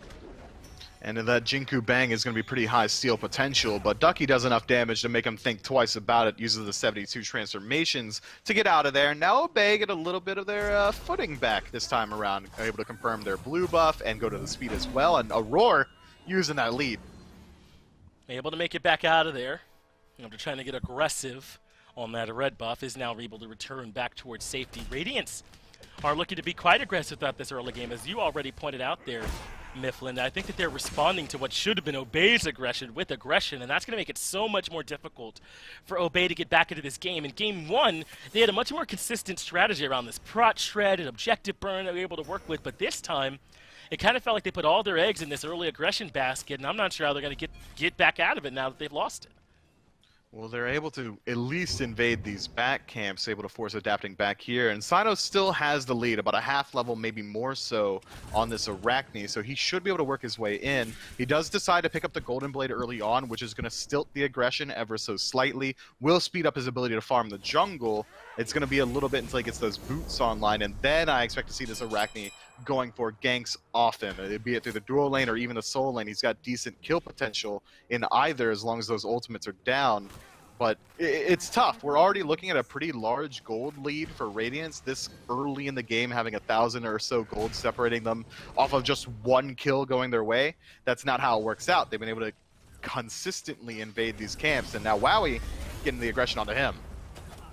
He uses the airstrike, though, defensively and is able to make it back towards safety. But that's what Adapting's been doing all game long. He's been moving around the map aggressively, forcing out relics. There was the blink ult he did in mid, not blink ult, but able to move in, and then that got Wolfie's relics out. Now getting aggressive here in duo, forcing those relics out as well. Adapting's been active, and now they're using that pressure to look for a purple buff invade. Sino and Wowie are nearby, but can't step in time. Sino, though, still does want to get aggressive. That's because Inbound is on his way, but Aurora with the leap repositions, and now with the Grasp of Death coming in from Tings, it's Radiance looking to try and re-engage. Inbound lurking in the waters makes it out. And Obey or Radiance trade a lot of ultimates, but all that happens is that Radiance get the purple invade. Yeah, Sino forced to use his ultimate defensively, as is Inbound. It's only the Grasp of Death that goes down on the side of Radiance. I'm surprised to see that Radiance didn't engage a little bit harder after that. After Arachne goes up in the air, I was expecting Aurora to try and move in and use his own ultimate to reposition or at least burn out some beads, but maybe a little bit of calculated aggression from Radiance. Not much to fight over since those buffs had already been invaded or lost, so Obey instead disengage themselves. Radiance happy to let it happen. But it feels like, despite early aggression attempts from Obey and Radiance, it's always Radiance coming out ahead right now, be able to invade camp successfully, find a few kills in the jungle, and so far, even though Sino had a pretty large level lead coming into that level 1 gank despite falling, Adapting's been doing a good job of not only putting more pressure on the map, but also farming. He has been. Adapting's been doing both better than Sino here so far, hasn't he? I mean, this game similarly paced to the first one. We thought that Obey were moving a little bit too slow in Game 1, but around the 13-minute mark, they started playing around these objectives very well, moving around the map as a unit, and kind of forcing Radiance to respond to them, and Radiance weren't able to keep up. Obey got an early lead. This time, they're still going to have decent objective burn with Sino on this Arachne, but I don't know if it's going to be quite the same, Mifflin. They don't have this early frenzy, so I think that this pace, even though it's similar to Game 1 and it worked for Obey, I don't know if it's quite the same thing. Radiance got out to a bit of an early lead, only 1,000. It's plateaued after they got that, or answered the gank that SMITE was looking for. So they'll have to keep up this pressure, but I'm a bit more worried about Obey this time than I was last. But this is similar timing. They're trying to burn an objective, but Radiance seem a bit aware.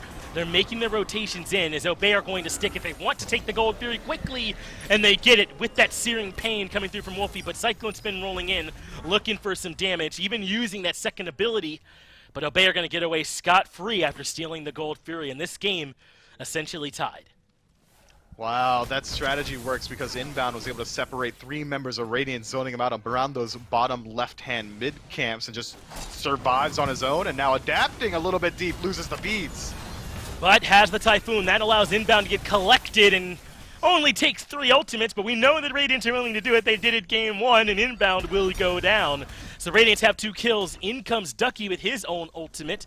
Doesn't find a whole lot there as everyone's able to make it out safely, but now Aurora is low. Cyno closing the gap, gets the kill, and now they want Cyclone Spin as well, who rolls forward, uses the ultimate, returns good damage on Nowawi. Tings comes in to help clean it up, and they're able to find 2 kills on the back of that Gold Fury going the way of Obey.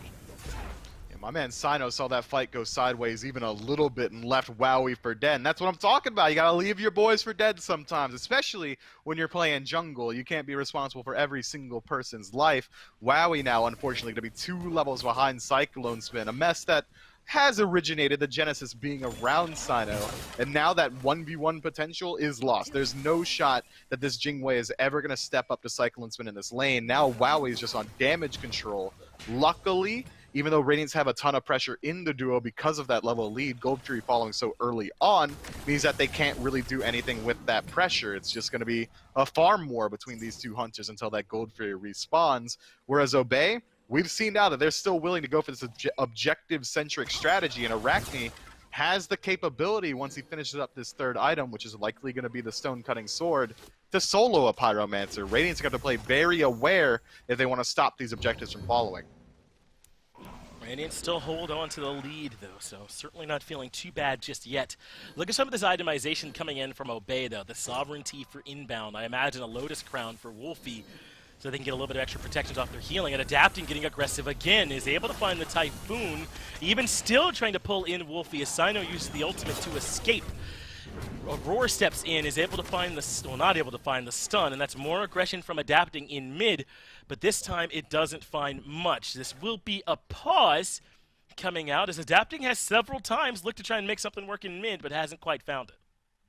But I like this proactive playstyle from Adapting. In game 1, it felt like he wasn't really having his mark known on the game. I mean, the only play I can remember from Adapting in game 1, and I casted the entire game, Finch, was him dunking into the back line against 4 at the 48-minute mark and just immediately dying. So I feel like that's the most that we saw from him. But now he's getting involved in mid. He's been able to strip away the beads from the mid laner very often. Wolfie feeling the pressure for sure. He's getting out the duo lane. He almost single-handedly establishes that lead for Cyclone Spin over there. This is Adapting, getting back into his own pace, and Radiance are benefiting from it. They are. They've been in control basically this whole game after that early gank from Cyno didn't work. And the pace has been slow since then, right? I mean, we did see Obey go to the Fury, but Radiance able to get some return kills on and maintain their lead as a result. So things have plateaued, if not slightly increased from Radiance since then. But I think Radiance are fine with that plateauing pace, right? It's Obey that have the onus, I think, to step up a little bit with this non-traditional draft, with this lack of frontline, with Ducky playing on the Thor instead, and this Arachne in the jungle there for Cyno. They're going to make sure that they're able to find some kind of way to reclaim this game's pace, or I think Radiance might start to run away with it as Inbound is indeed looking to start something off. He goes for the charge prey, now lurking in the waters as well. He wants to keep this fight going. Ducky has TP'd in. Now he's dunking down, but finds nothing with that dunk. The wall separates Adapting, but he gets out as well, and now Ducky in a bad spot. Aurora able to get everyone with Staging and Torment, sets up a 2-man kill. Cyno and Inbound end up falling, and Obey starting to struggle to find anything to work. They need to do something now, though. They can't let this mid tower fall so quickly. Bone Rush slams Wowie for over 50% of his health bar. Ridiculous the damage Persephone does. Maybe the Obey boys had a bit of an outlier in game one. Maybe put some respect onto Big Man Tings once more. This damage output is starting to be a little bit ridiculous. And now XP and Gold are starting to really differentiate themselves. 3,000 in favor of Radiance. Multiple levels across the board, across multiple roles as well. Radiance are doing a very good job of squashing the aggression from Obey. I thought once Ducky TP'd into the mid tower and went up into the ultimate, we'd see Radiance disengage, but that's not the case. They just won harder. There was another person there available to take damage, essentially, in Radiance's minds. Inbound does get the beads out from Tings, though, here in the middle lane with that charge Prey. And looks like they're going to keep up their objective-minded gameplay. They're starting up the Pyromancer, and Radiance are going to lose this. There's no one around for it, but I don't think they're going to be losing too much sleep over this objective going down. Obey grab, Pyro. But Gold Fury coming up in a minute, and that's going to be a lot more important for both of these teams. So Radiance can grab it, keep their momentum going, and maybe start to finally put Obey to bed. And if Obey can find it, then suddenly they found their way right back into this. They have, but right back into it's not exactly where you want to be when you have a draft as aggressive as this one. Ducky on this Thor and Sino and Arachne kind of require a lead into the mid to late game if they want to remain as impactful as their counterparts. But it seems like Obey, not too deterred, are willing to put up a fight here. Radiance, however, are very aware of the strategy, and Ducky goes up instantly. Aurora's deep. And they get caught out by that charged Prey. Does get the Stygian Torment, but Ducky waits until the end, does end up being nearby, and Wowie gets the kill onto Aurora. So Obey has successfully killed him right before the Fury spawns. They're down 2 ultimates, but Radiance is down a frontliner, which gives the edge to Obey. Benji continuing to zone, though, and put out Poke, but Obey can just heal all of that up on top of this heal from the Raw. So now Aurora down for 8 seconds. Might be a bit of a window for Obey to go to this Fury, but Radiance are kind of keeping them zoned out. Sino taking all this Poke. I don't know if he can afford to go in at this point. Yeah, he cannot. He could go into base. That's essentially the only place he's allowed to go going forward. That damage output from BMT is insane. And take a peek at Benji's build as well. A little bit more so on the Bruiser path. No dedicated defense items. Instead, picks up the Soul Eater immediately into the Sledge. And then potentially what could be a Glad Shield if he's looking for a little bit more of additional cooldown. He's going to be dealing a ton of damage. And because he has a 2-level lead over his opposition, he doesn't really sacrifice that much in the tankiness department. He's still going to be very hard for Obey to shut down. Well, it's Radiance starting up the Fury. They've dropped it, though, and instead look for the fight. Aurora is up front, is able to retreat back towards the squad, and Ducky's taking quite a bit of poke. So now Obey need to get their ultimates back up. Ducky not too far from his, but Aurora's right back in the fray, right? That pick they got on him didn't end up amounting to much. Adapting, trying to keep Sino out of this fight as Sino goes off into the jungle, the right side jungle on his own. Looks like Obey are done with this Fury for now, as are Radiant. So that is it for the little bit of an objective dance. Instead, we're back to farm. I mean, back to farming is a good place for Radiance to be because they've been winning out every single step of the way as long as this has been the pace of the game. Inbound, looking for a little bit of a gank. Not too much follow-up for him. Instead, just going to hide in the jungle.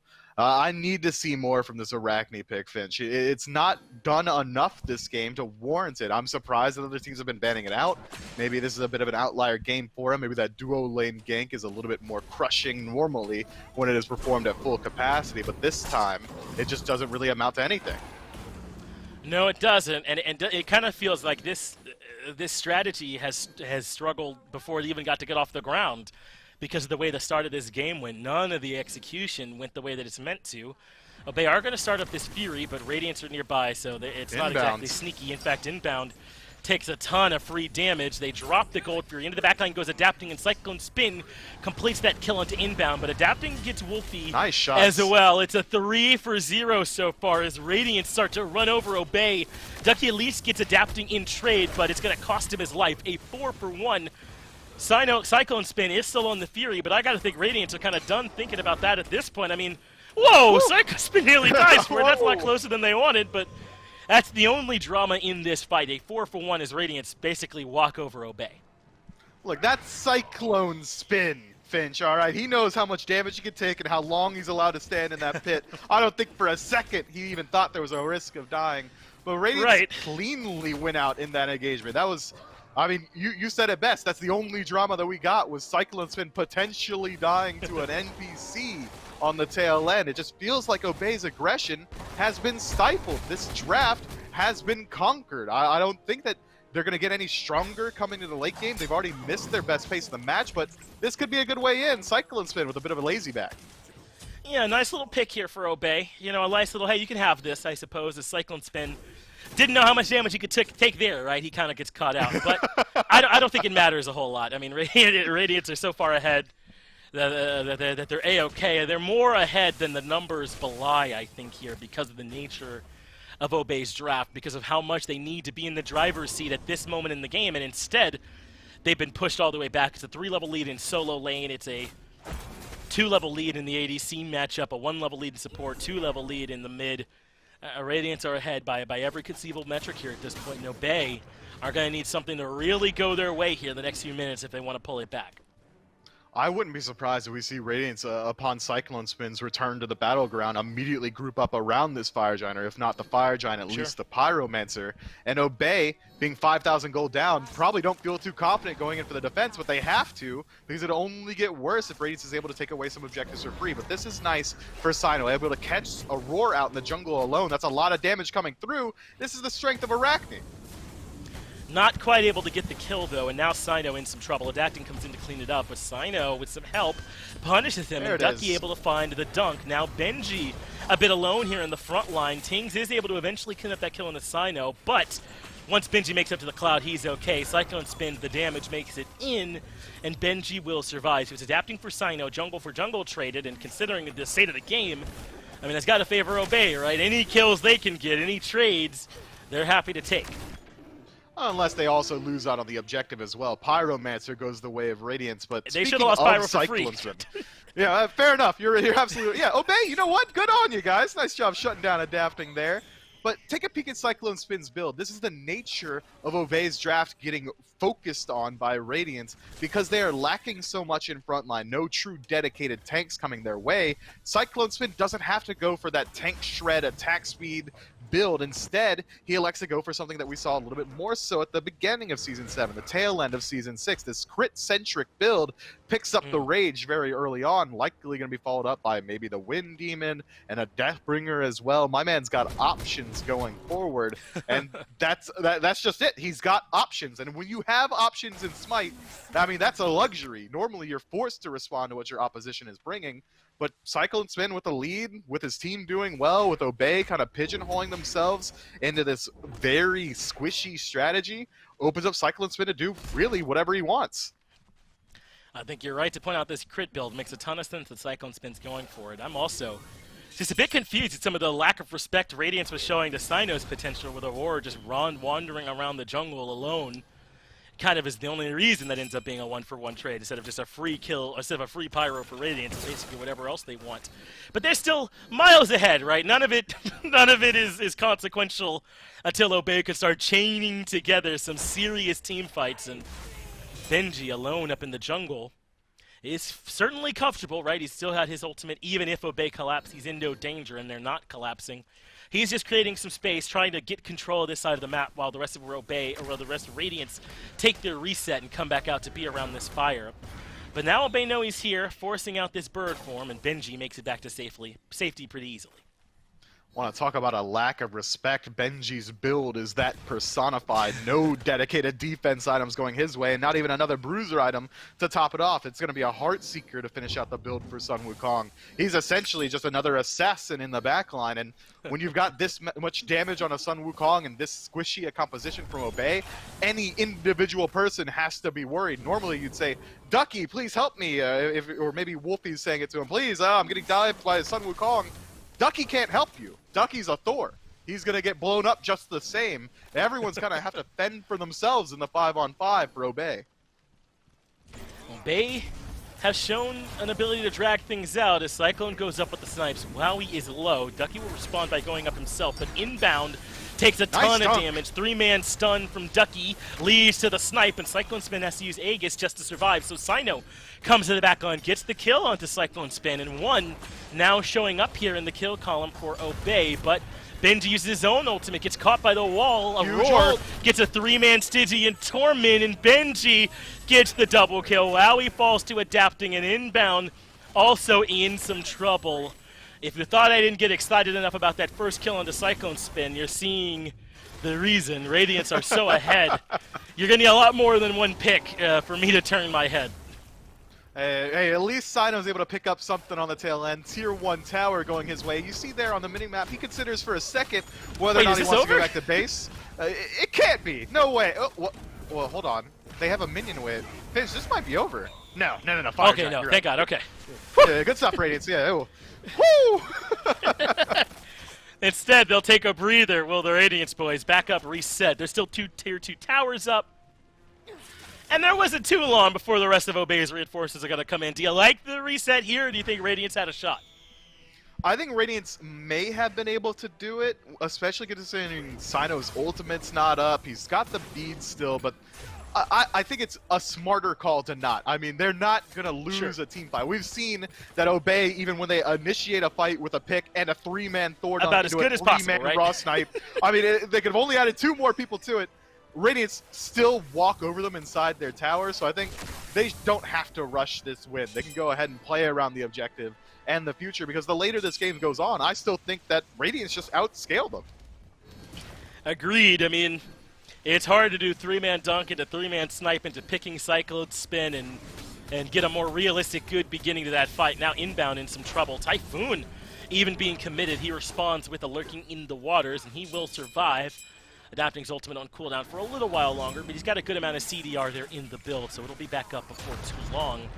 Benji, on the wrong side of the wall, does get the 72 transformations interrupted, but makes it out of their A-OK, and now Radiance are starting up the Fire Giant. Obey Alliance are nearby, ready to defend, as this Fire Giant drops down to a little bit above half. Ducky responds with his ultimate, though. He's up in the sky. Benji goes to the back line looking for Wolfie. Cyclone Spin snipes are there to help. Aurora comes into the picture as well. Grasp of Death comes from off screen, and Radiance starting to bring the hurt to the back line. Wolfie goes down first, and this is just 3 pieces of the puzzle kind of putting the hurt onto Obey. They continue the surge. Benji dashing in the Ox form. Slow lands onto inbound, and still they have not quite collected the Croc. But Aurora blinks in. Ghastly Breath is enough, and that's 2 for 0 in favor of Radiance. Oh, Obey, you can't keep fighting this. Benji stepping forward again. Wowie in a little bit of trouble, is able to make it back to his fountain. Benji thinks twice and turns around, but luckily, look at all this space they're buying. This is some of the best zoning you'll ever see. Guys, stay in your fountain while my team clears out the Fire Giant, and Adapting picks up Sino in a bit of a separate engagement towards the mid-Phoenix.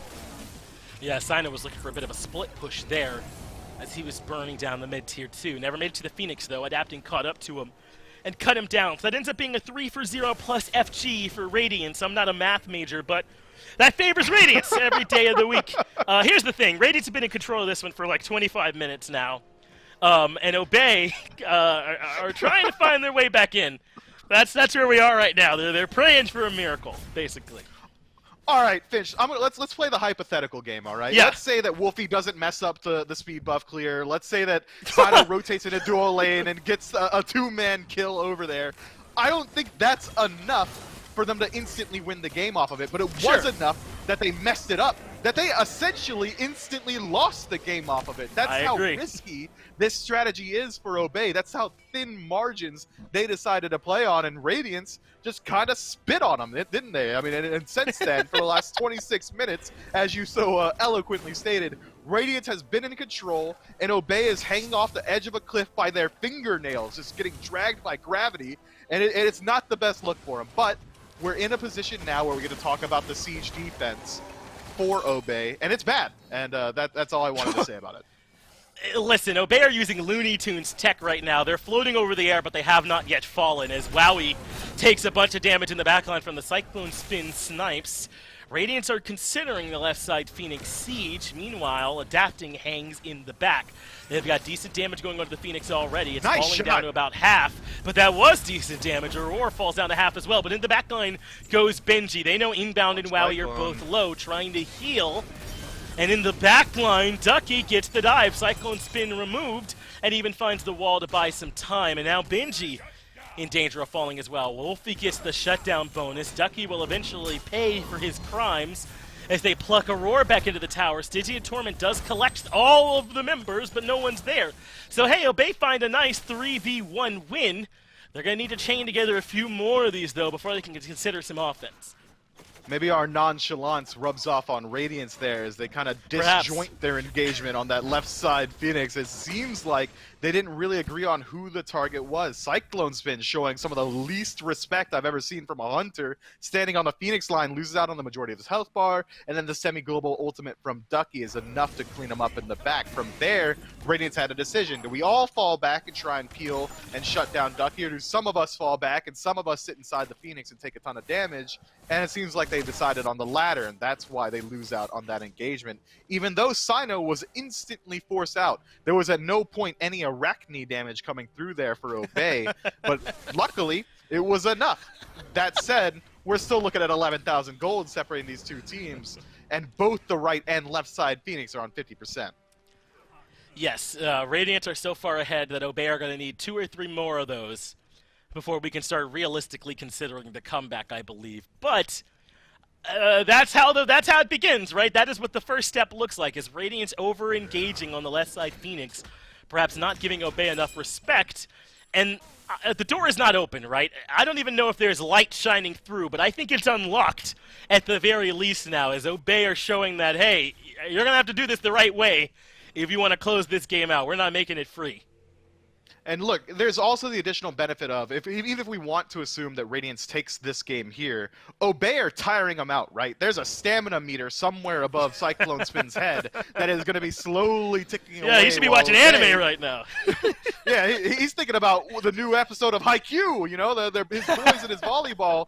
But there's something to be said about at least making it hard for the opposition to win. It's a strategy that we used to imply at LAN, where it's, okay, we might lose this game. If we have 6, sure, we could stop their momentum, air quotes, or we could frustrate them and drag it out as long as humanly possible. So I think there's certainly merit to Obey holding on as long as they have. And if they could drag it out another 10, 15 minutes, it's only going to serve to frustrate Radiance. And listen, this is a team that has got to be frustrated in general, right? I mean, they were on a 7-1 streak before the break and then like a 2-6 streak afterwards. They have been struggling since coming back from that extended time they had to take away from playing, and you got to think that a team that was expecting to be in the conversation for first is now suddenly in the conversation for 6th, and they're starting to struggle here even against Obey, a team that, as Sanguine once put it, is just a team, right? You're supposed to get the win. I think Obey has shrugged that off long since, right? You got to give Obey their due respect, but I think Radiance and Ghost and SSG are expected to win these sets, and instead Obey drag them to 52 minutes, win that game, and now here they are in a 99%er, starting to take the only path that leads towards Obey getting a win, right? They're at least at the beginning of that path. And there is potential here. They still have all 3 of their Phoenix available to them, so they don't have to worry about fire minion waves. It is an enhanced fire giant spawning at that 30-minute mark, and they've got steal potential, be it through a Thor dunk from a range or a raw ult. But this is tough. It's a hard position, and Ducky losing his ultimate this early on in the fight, that's crippling.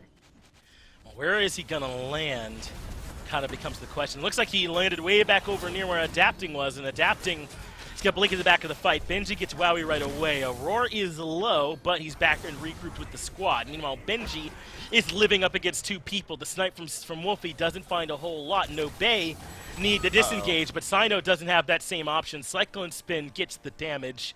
And that's the 2 for 0 in favor of Radiant. They're going to head back towards the FG. And without the snipe from Wolfie, the dive from Ducky, I think they've just got to give this one up here, Myth. But it looks like they're still trying to make a decision. Obey kind of hovering around a little bit, but Ducky starts the back, so they think better of it. This one's going to go the way of Radiant's 5 members now with enhanced Fire Giant. Can they siege the base this time? They should be able to with the lead that they have, but we've seen before that maybe hubris begets the fall. If they don't focus up, Obey can certainly stop them from taking out the game here, but they've got the tools, they've got the time. 20 seconds left on Sino's respawn means that they're going to be lacking Arachne, but they lacked Arachne in the last engagement as well. Once the game simplifies at this point in a 5-on-5 engagement, Arachne really struggles to get her damage off. Okay, wall into the snipe coming out from Wolfie. Oh, watch Ducky. And that's a lot of damage on the Cyclone Spin.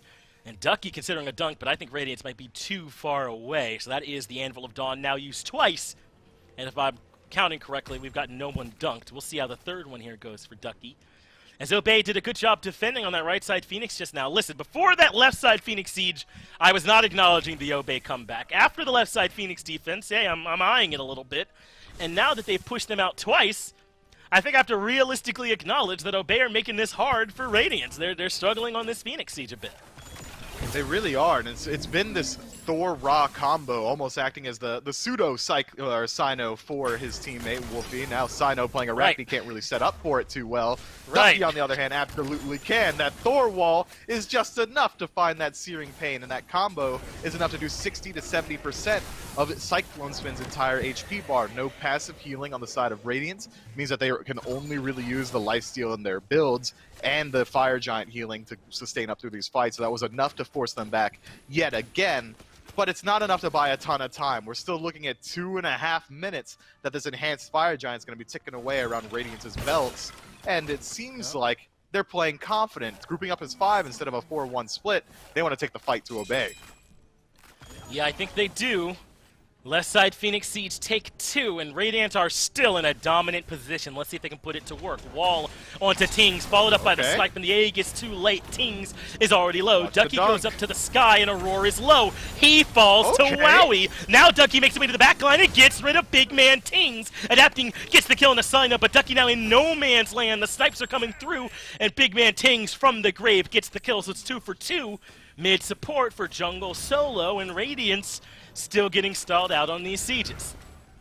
They are, but they have enhanced Fire Giant. They keep Cyclone Spin alive this time around, so they can just create a little bit of space. Once these waves spawn up, Benji should be able to lifesteal up with the Soul Leader, so he doesn't have to worry too much about his health bar at this point. And just look at the damage getting put in. Every single time Cyclone Spin makes contact, that's about a third or about 10% of the Phoenix lost every single time. 233 damage per auto. Seems like they want to continue to push, but Cyclone Spin kind of alone. Well, don't you? I mean, do you want to admit that 3 times in a row a team you're 13,000 gold ahead of has stopped you at the Phoenix? I wouldn't want to admit it either.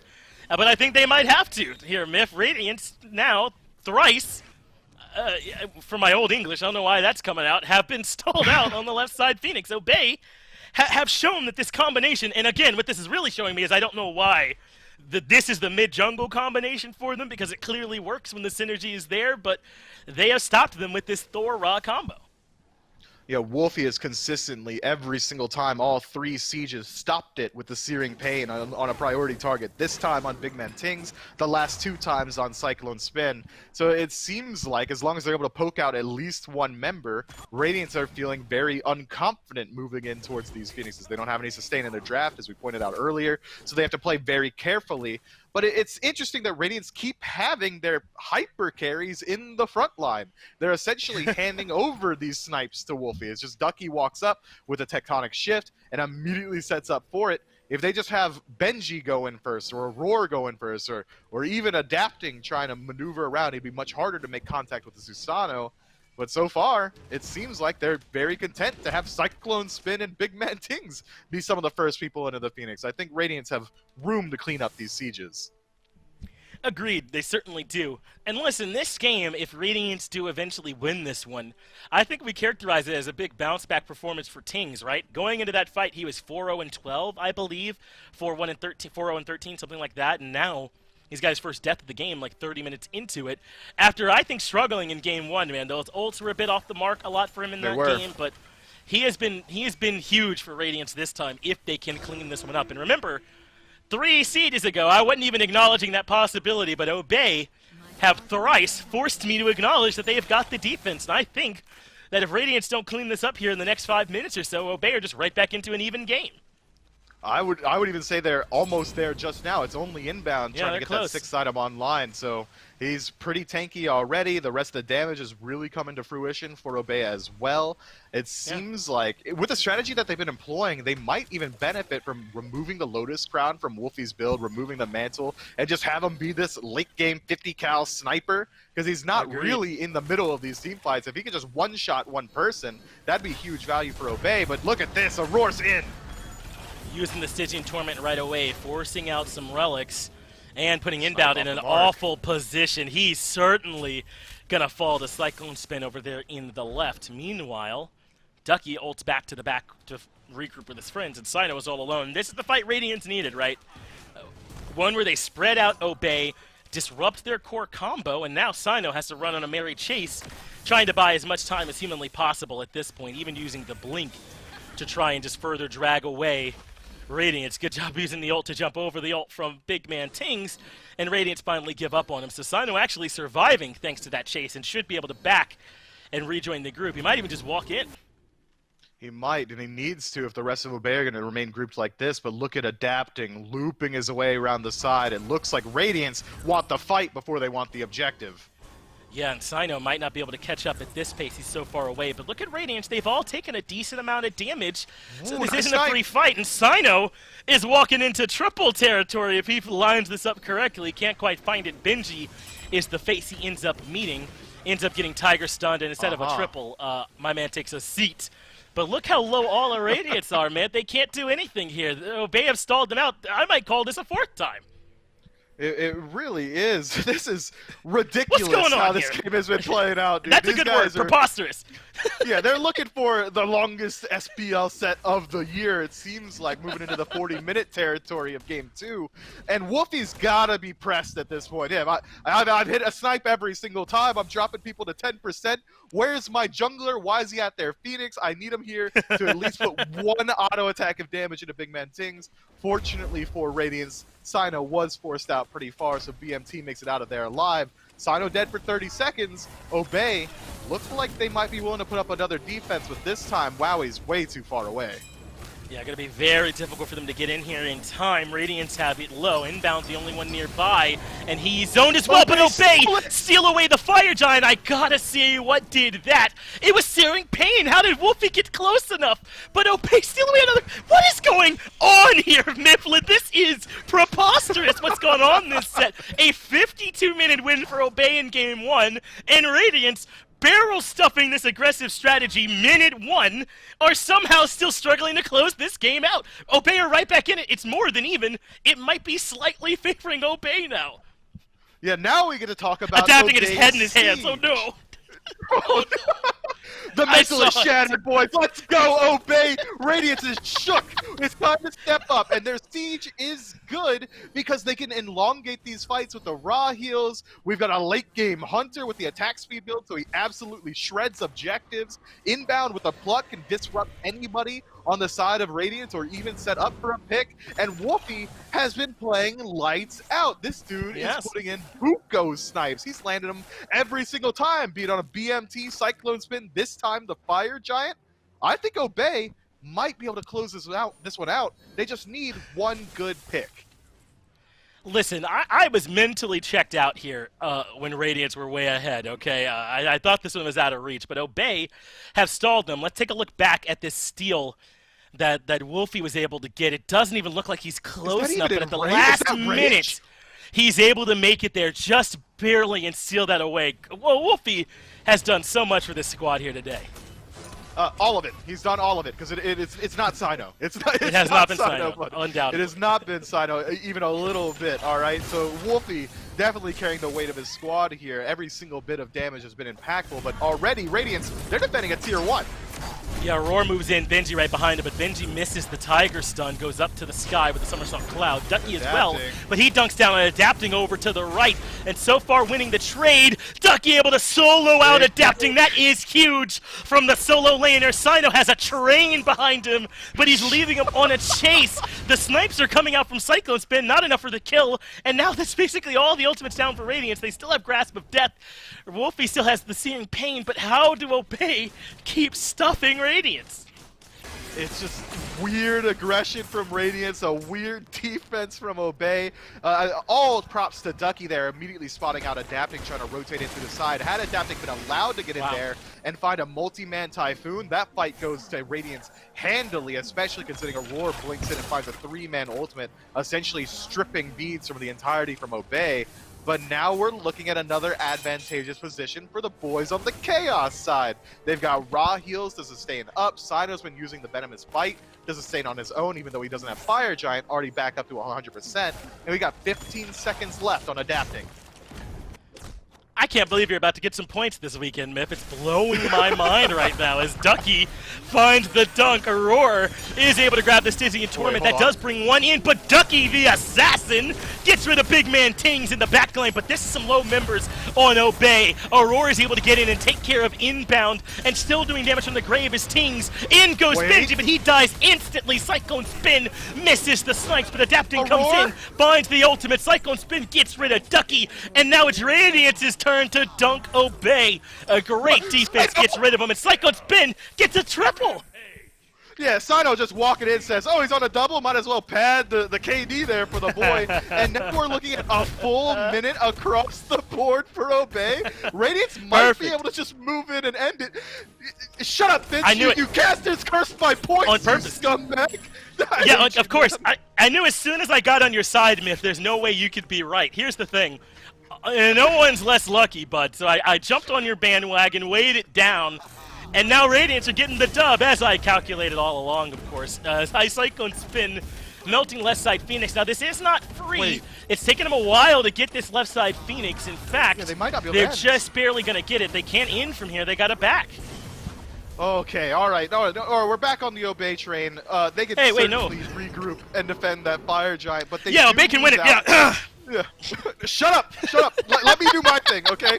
They lose out on that left side Phoenix, okay, and that's the most important one on subsequent Fire Giant defenses. But this late in the game, the Titan's still healthy. I don't think they have to worry about it too much, especially considering how far pushed up that left side lane is. Obey can try and put up a defense around this Fire Giant immediately, and it seems like that might be the strategy. Even if they get there first, they might be the ones on the offense. All Radiance have to do is drag this fight out. They do have a hard task of doing so because Wolfie playing Rock and heal up his team, but the longer Radiance drag the fight out, the more likely these fire minion waves start to flood into Obey's base, which should turn into a 5 versus 4. Oh no, inbound to the bad spot, but Ducky's in the air waiting for this dunk. Unfortunately, though, is not able to save the life of inbound. Way too far forward in his zone. But Sino solos at Adapting. He might have had some help, but that's twice. Adapting has died too early in the fight. Cyclone Spin gets the damage onto Ducky, and the front line of Obey has been removed very quickly. Sino all alone. Nice stuff. He might win this battle up against Aurora. I'm not sure. As Wolfie gets rid of Benji somewhere else. What happened there? And still Obey are in it. These are the weirdest fights I've ever seen, Myth. The weirdest fights. They are so disjointed. It's a 1v1, a 3v3, a 2v2. I mean, they're all over the place. And now we see Aurora trying his best to make sure that Sino can't back, so he creates a little bit of space for BMT and Cyclone Spin to go for the push. Unfortunately, the last two remaining members of Obey, Wolfie and Wowie, the W squad, as you called them earlier, were able to get back to base and stop that push themselves. And now it fizzles again. A 2-for-2 trade turns into nothing as Sino kites Aurora across the world. I mean, I guess this is still worth it for Aurora, right? I mean, because now the rest of Radiance can try to collapse onto Sino. And he has the ult. A little bit too late for it as Big Man Tings finds the snipe from across the map. Cyclone Spin rolling to catch up. Goes up for the snipes. One. That's to hit him. Just needs the third, but he misses. Tings, though, able to close the distance, I think, with a bone rush and finally get the kill on the Sino. So now Radiance can start up the FG. They can start up the FG, but we've seen Wolfie in this situation before. He might not have enough time to get in with a Searing Pain, but he is working his way forward. No. Radiance pick up their first enhanced Fire Giant 45 minutes in, and now they get to start their siege. And this is the best advantage they've had as of yet. Not only burning through Ducky's ultimate through superior positioning, but also they've got the left Phoenix down already. Mid Phoenix and right already weakened. Means that Radiance have a very clear path to victory, and because we're so late into the game, Sino's still dead for another half a minute.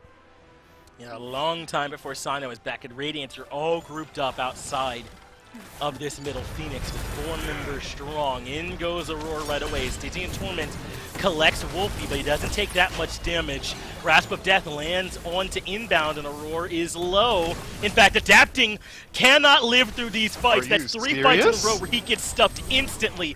Mid Phoenix goes down, though. Benji gets rid of Wolfie. The snipes land on the Wowie, and Benji able to get the double. Radiance, 4 members strong, are right outside the base, and how can Obey defend with 2?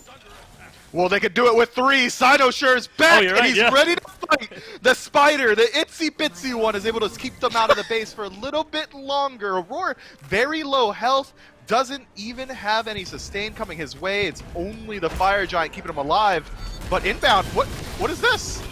Well, Ducky had the 3-man stun, so inbound goes in to attract attention, I suppose. And it does end up allowing Ducky to land a pretty good ult. Sino gets the kill, but ends up dying right away. So now it's just Ducky left for 38 seconds. No way he can defend alone in this position. Radiance, 47 minutes on the clock, should be able to put this game to bed. The Titan is down to half HP. Ducky ends up falling, and Radiance do enough to win in 47.5 minutes. Mifflin, we're going into game 3 for what could easily be the longest set of the phase here so far. Obey and Radiance going back and forth. Who knows how this one's going to end? Look, we predicted that Radiance win at the legitimate 1 minute mark, 46 actual human minutes ago. But here's the thing. We talked about it in jest, but I think it's real, and we got tangible evidence of it. Obey has done immense mental damage to Radiance. You saw him adapting in the cam looking like this after that Fire Giant steal. You don't recover from that quickly. Obey might have done enough here to give a slight edge in game 3. We'll certainly see. I think this Arachne jungle maybe could be put to bed, though. Let's see something different, Sido. I'm on board with the Osiris now at this point, so maybe you could pull that one out. That's it for game number 2. Quick break. We'll be right back for the conclusion.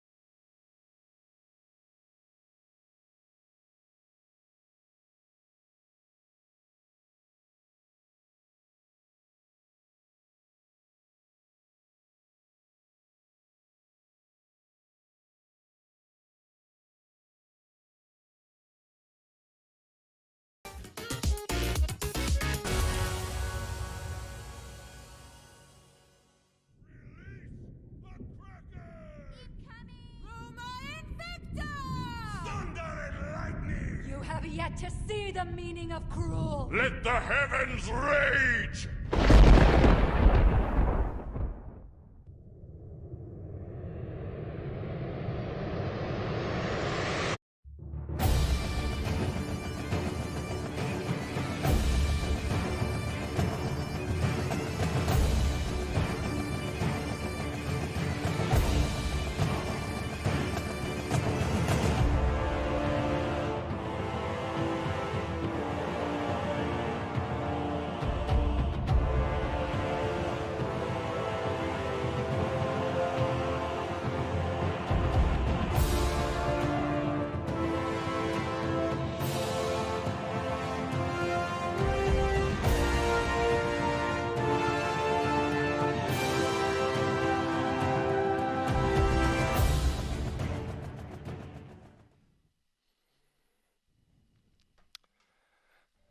You guys, I am just the lowly salesperson around here. If you want to know who the brains behind the Maxonomic operation is, it's this little sweetheart here. Say hi, Ramsey. Say hi to the crowd. Can you give me a paw? Can you give me a paw? No, you just want more treats, big huh? pressure.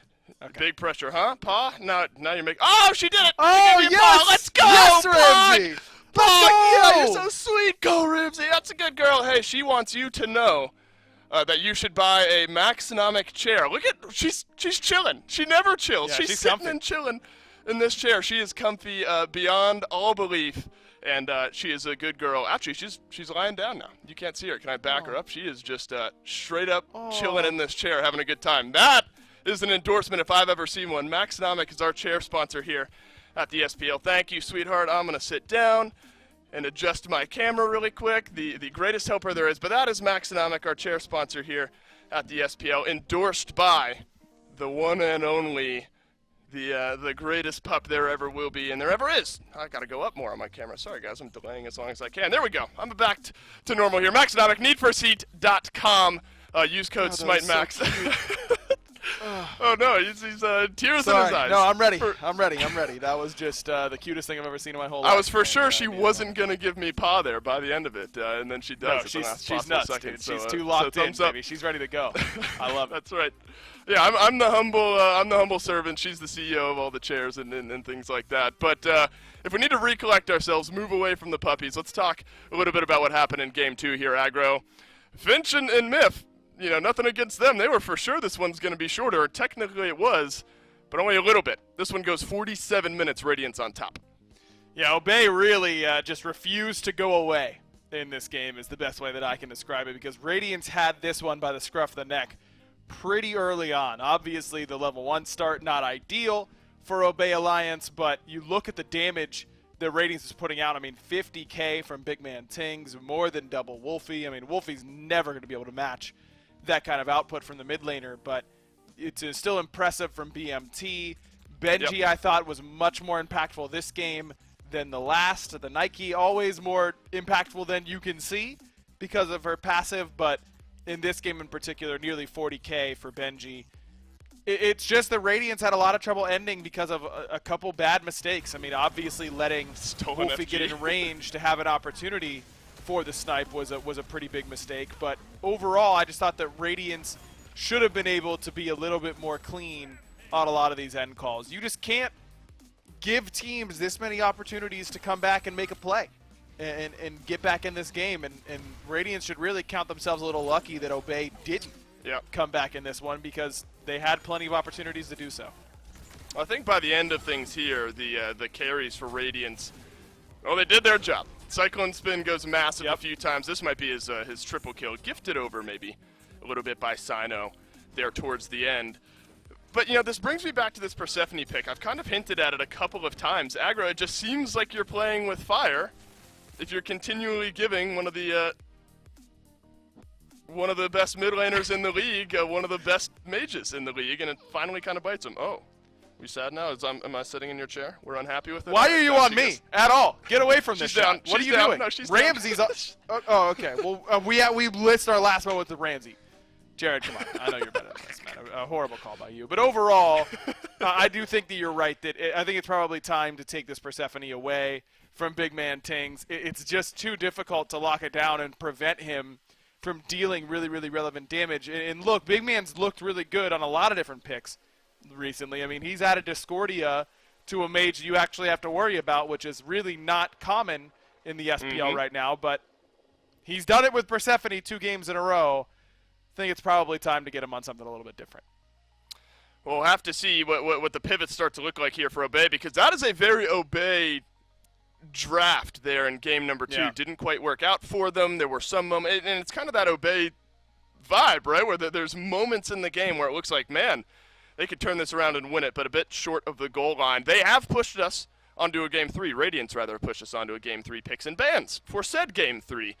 Will join us now, and Aggro, I think we talked about the Persephone, and that might be the largest change that Obey looked towards. Also, for the first time, I believe this set, we will flip sides. When I say flop there, Obey will be in the first pick spot this time around. Sticking with that set, And that's such an interesting thing. We talk about SSG as being one of the most difficult teams in the league to kind of ban out against. If Radiance are really going to make this set composition work, and especially in the last couple of weeks of the SPL, that's going to give them an advantage straight up in picks and bans if other teams feel like they have to take this set away consistently. Agreed. I mean, you look at why Big Man Tings is able to get this Persephone. It's because of this set ban that feels like they feel like they need to make. It's not just set, of course. You have to worry about the Hercules for Aurora and Aurora's Yemoja. So those are basically 3 picks that you feel like you cannot give away. And we keep asking ourselves, well, how does Big Man Tings get Persephone? It's because of this. It's because this is exactly how picks and bans have gone the entire set. Right. If Obey really want to make sure, they don't give Big Man Tings that Persephone, they need to take it themselves. And now is the time. This first pick slot is the time to take it away, if you are indeed going to take it away. But Obey, I don't know if they feel that same pressure. Cupid, for the first time in this set, is going to get left open, which means it will be locked in now by the Obey squad. Rom is banned out, so we'll have to see Cyclone Spin on something else. Cyclone Spin, you know, the same as Wowie, to be fair. Cyclone Spin very comfortable on a wide suite of gods there in that hunter role. Once you guess it, aggro, you lock in the Persephone first here. So this must be Obey maybe feeling like they're comfortable enough in playing against it. They were able to beat it in 50 or so minutes in game number 1. So why not give our chances another go here in game 2? And then a good pick for Benji and the Sun Wukong as well. Good damage output, good engage potential as well. Agreed. Now, if you're in Obey's shoes, I think that I would just be looking to grab Sino's God right here. Probably going to be Sobek and Ra if I had to guess. But, yeah, Obey decided to at least flex. I mean, we know Ducky can play this Osiris, but given how they used it in game number 1 of this set, this seems more likely to go into Sino's hands. And personally, I think that he must like the matchup up against Persephone as Osiris more than Erlong Shen. I think Erlong is just clearly a stronger jungler right now in terms of kit strength. But if Osiris is the vibe for Sino, if that's who he really identifies with a little bit better, then I think you give it to him. And maybe it's matchup dependent, maybe it's just that he likes it more now, but I have no problem with Obey going Osiris Kuzenbo here, top 2, or top 3 rather, before the next ban phase. My concern now is what is Wolfie going to play? I imagine Radiance will ban Ra in this spot, and they will likely end up banning another mage, probably between Raijin and Poseidon, as those have been the 2 that Wolfie has gone to. Yeah, smart eyes there, aggro. It is Ra that ends up getting taken away. So it is Wolfie in mid, and then Ducky and Solo that still need a pick here for Obey. Guan Yu, hit or miss for this Radiant squad. I think we've talked a decent bit about the Guan Yu and what it can and can't bring. Aurora in game 1, I believe 2-11 on the Guan Yu, but I'll sort of reiterate my point from that. I think Radiants are the type of team that can separate, just a rough game, maybe some mental and shot calling mistakes, separate from whether or not a god will or won't work for them. So I don't mind them going back to the Guan Yu here. Double mid ban as you figure their aggro. Big difference, though, in that Obey have left open the Hun Bats for the first time this set. They do still ban out the Robin, but the Jingwei banned out over the Heimdall. It's not like there's a lot of fall off there, aggro. I mean, Jingwei or Heimdall for Cyclone Spin both seem good to me. Agreed. I don't think it's a huge concern, and this would surprise me a little bit if Obey do lock in the on her for Wolfie in mid. Just don't know how much pressure you can really exert on Persephone. Persephone's so good at fighting in her lane because she can set up a bunch of plants, and then you've got a minefield that's really hard to go through. This is what I was expecting if they're going to go with on her, is a Guardian or Mage in that solo lane. Obey has been pretty cognizant of trying to avoid going for physical. They like to try and add in a little bit of magic damage, and the Kuzenbo alone is enough magic damage that you have to at least respect it a little bit. If I'm Aurora, I'm still building Sovereignty first item here, but it is at least a viable option for them. Right, the majority of the damage here looks like it will be physical, at least with the Osiris then piled on as well. Athena can do some damage numbers as well. I brought up the Hun Bats being left open, but that's not where Radiants want to go here with their 5th and final pick. Instead, it's the Serket for adapting. Is that a pick, aggro, that you think rounds out the other 4 picks somewhat well? I'm just not in love with Serket right now as a god. I think that she's taken a ton of nerfs, and I just don't know if she is a top-tier assassin that you can play. You look across the way, I understand why we don't want to see the Hunbats here if you're adapting. I mean, a low cooldown ultimate mid, a lot of CC immunity among Obey Alliance members. I just think that his Hunbats is so good that I would have probably gone to it anyways in this slot. I think Tsukiyomi could have been fine up against this composition. Serket, she just gets disrupted so easily. I mean, Fields of Love Cripple is already such a nightmare for her, but things like Watery Grave, Impale, I mean, these are really annoying CCs you have to deal with as a backliner or as a backline diver, and I just don't know that Serket has the amount of safety that I would have liked. Yeah, Serket, I mean, I didn't catch the specific win rate, but it's low. I mean, it's on the low end of half, you know, here in the SPL. So you're fighting against the stats here, Aggro. Obey Alliance, they're on a 6-set loss streak. The last team they won against was Radiance in 3 games. So, you know, maybe history repeats itself here. Obey versus Radiance. Let's find us a winner. Dave, maybe it does. I'm thinking there's a good chance Obey could find a win here with the way they've been playing today, but only if they can execute at that same level we saw in Game 1, because Radiance found a way to bounce back in Game 2. I think we knew how these picks were going to be assigned for Obey. Ducky taking the Athena. He's liked to play this lately. Sino played the Osiris in Game 1, and then Wolfie taking the on-her mid. I don't think we got any big surprises the way that this all ended up landing out, Mifflin. So that's got a chance to see both of these drafts. And you kind of got a sense for how scrappy these teams are both playing. Are you leaning one way or the other?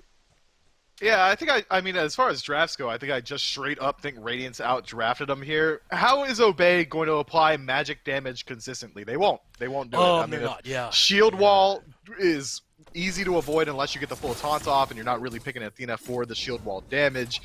Inbound playing support, as Kuzumbo is decent for magic damage, but again, it's not the type that's going to be enough to force Radiance into building some. I think Radiance get away with a very easy call to go ahead and just build a ton of physical defense.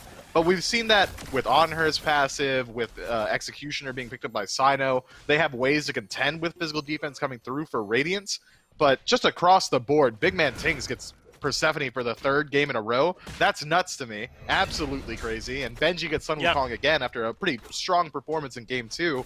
I think Radiance might have potentially just pulled ahead here. Yeah, and Rom gets banned by Radiance, Cupid picked by Obey. They also banned the set, and Cyclone Spin comes down to Heimdall, and you're feeling great? I don't think so. You know, I mean, that's a strong pick, too, as Sino puts some pressure there onto Tings. I think that Radiance could probably get away with things like Mantle, right? Hybrid items in terms of having their magical defense. You don't need to buy, an Onis or anything like that. You just can take your Pridwins and such and let that incidental magic prot you get be enough here against an Athena and a Kuzumbo. So Obey have their work cut out for them.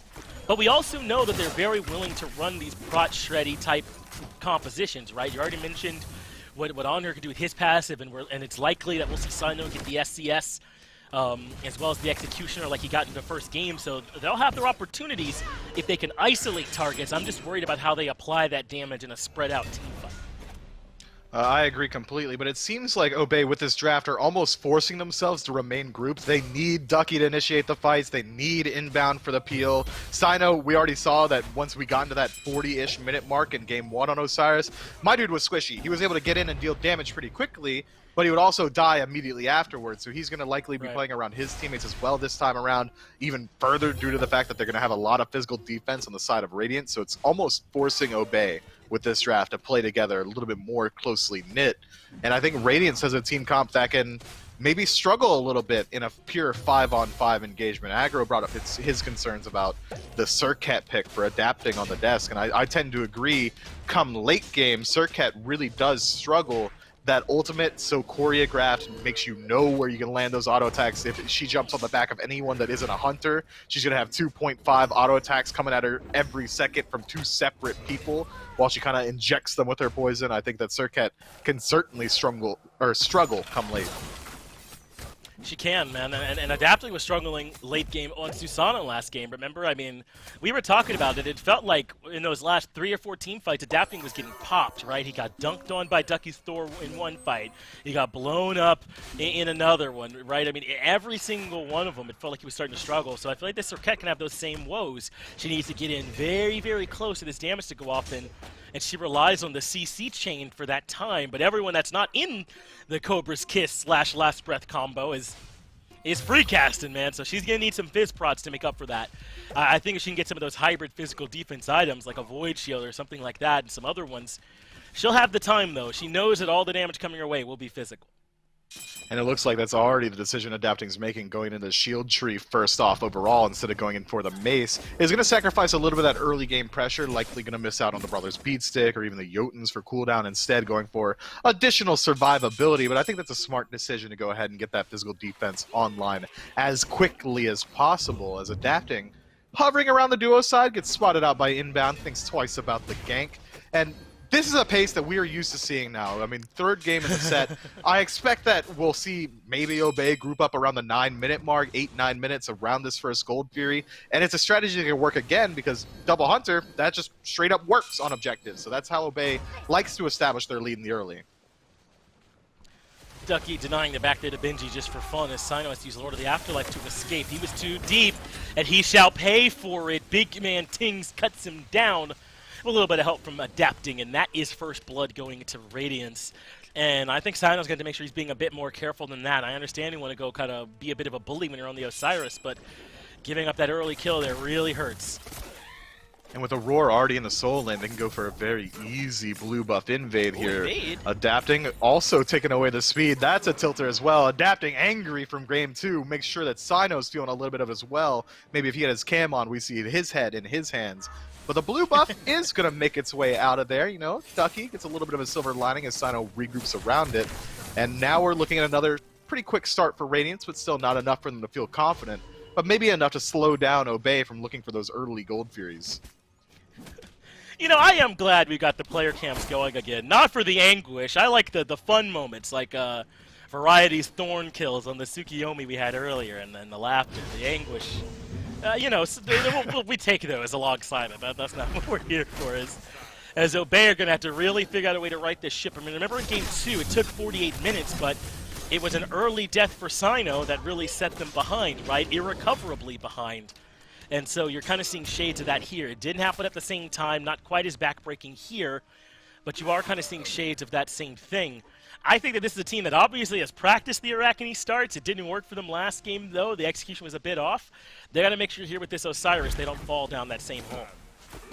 And I'm sure that even with Osiris, it's a little bit less crippling. You don't need him to pop off as hard in the early game as you do Arachne. Arachne very strong in the late game as far as auto attacks go, but very weak as far as team fights go. Osiris, a little bit less so, able to set up for his team with the ultimate or even sustain up a little bit more damage with a tether.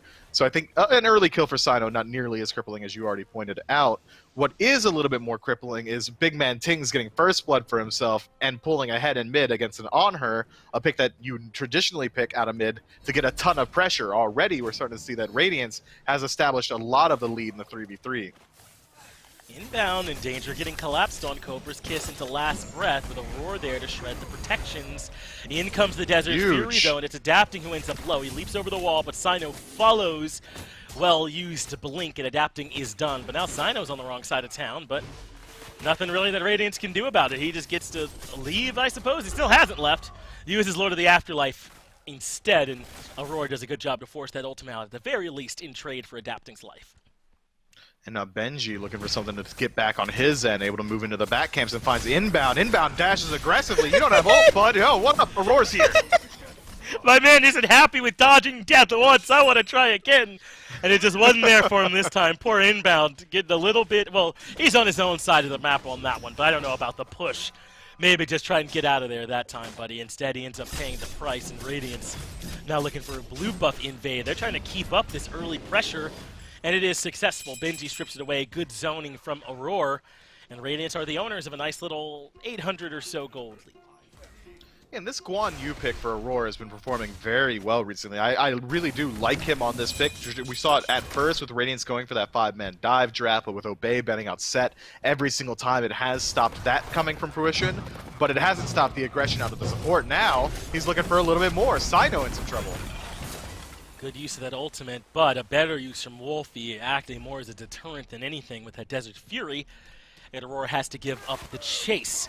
As you already kind of pointed out earlier on, though, I don't think that we should be surprised at all by a slower pace to this one. There's been 3 kills in 8 minutes, so it's not exactly a snail's pace, but still, maybe not exactly what we might have expected from Obey coming into this one. But now that we've seen him play twice in a row, I think we can expect this one to trend a little bit towards longer for these late-game team fights to be the real big deciders. And what really it's felt like to me is the big deciders at Mifflin is the engage for these two teams and who's able to start these fights off on the right foot.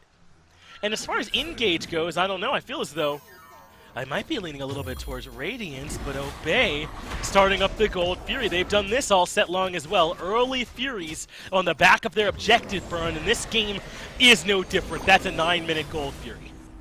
Oh, it's almost like clockwork. 8-9 minutes roll around. Obey groups up on gold, makes its use of the Ducky Global Ultimate to make sure they have all 5 members there, and they get away with it cleanly, like bandits in the night, as you said last time. But this time, Radiance privy to it, catch him on the rotation out. Yeah, that's Last Breath, Grasp of Death combo. You are being locked down, and that is it for inbound. I do also want to point out Ducky went for a bit of a proxy before that rotation, so he set up for that. They knew that was what the strategy was going to be, and apparently Mifflin was in on those squad meetings, because he also knew it is in favor of Obey at least getting the Fury, but Radiance get the return pick afterwards and balance things out a little bit more. But they do steal away some more buffs as well. Radiance doing a good job of making up whatever ground they can on the map, strip away Ducky's blue buff, pick up a kill on the rotation out, and that's not where the aggression stops. They've got a grouping around this red, but it seems like Obey have responded in numbers, enough numbers to force Radiance to back up ever so slightly. Radiance are stepping forward a little bit, but as he said, they eventually give it up, but not going to be the case for Sino. He blinks in, gets responded to by adapting, and Ducky maybe considering joining the action. Not really much action to join after all, and a little bit of a small lead there for Sino. He went the Stone Cutting Sword as we expected, as he is a little bit ahead of adapting here at this point, hitting 10 while adapting is still 9. But I don't know how impactful it's going to be. Look over at Solo, Benji level 12 as opposed to Ducky's 10. Tings with a small lead, Cyclone with a small lead. Radiance in most matchups are ahead. Yeah, it seems like Ducky, sacrificing himself for the well-being of the team, has been rotating out pretty often, which has resulted in Benji getting a lot of solo farm, forcing it into the towers. Ducky just missing out on waves repeatedly means that he's going to fall behind naturally. He's looking out more so to just make sure these neutral objectives go down early on. Maybe Obey. The strategy isn't even to use the gold for you to pull ahead. They're just trying to clear it out on cooldown so that Radiance don't have a place to force a fight themselves. And I think you were right earlier to bring up the engagements for both of these teams. Whoever has the better engage potential should be able to win out in these late game team fights.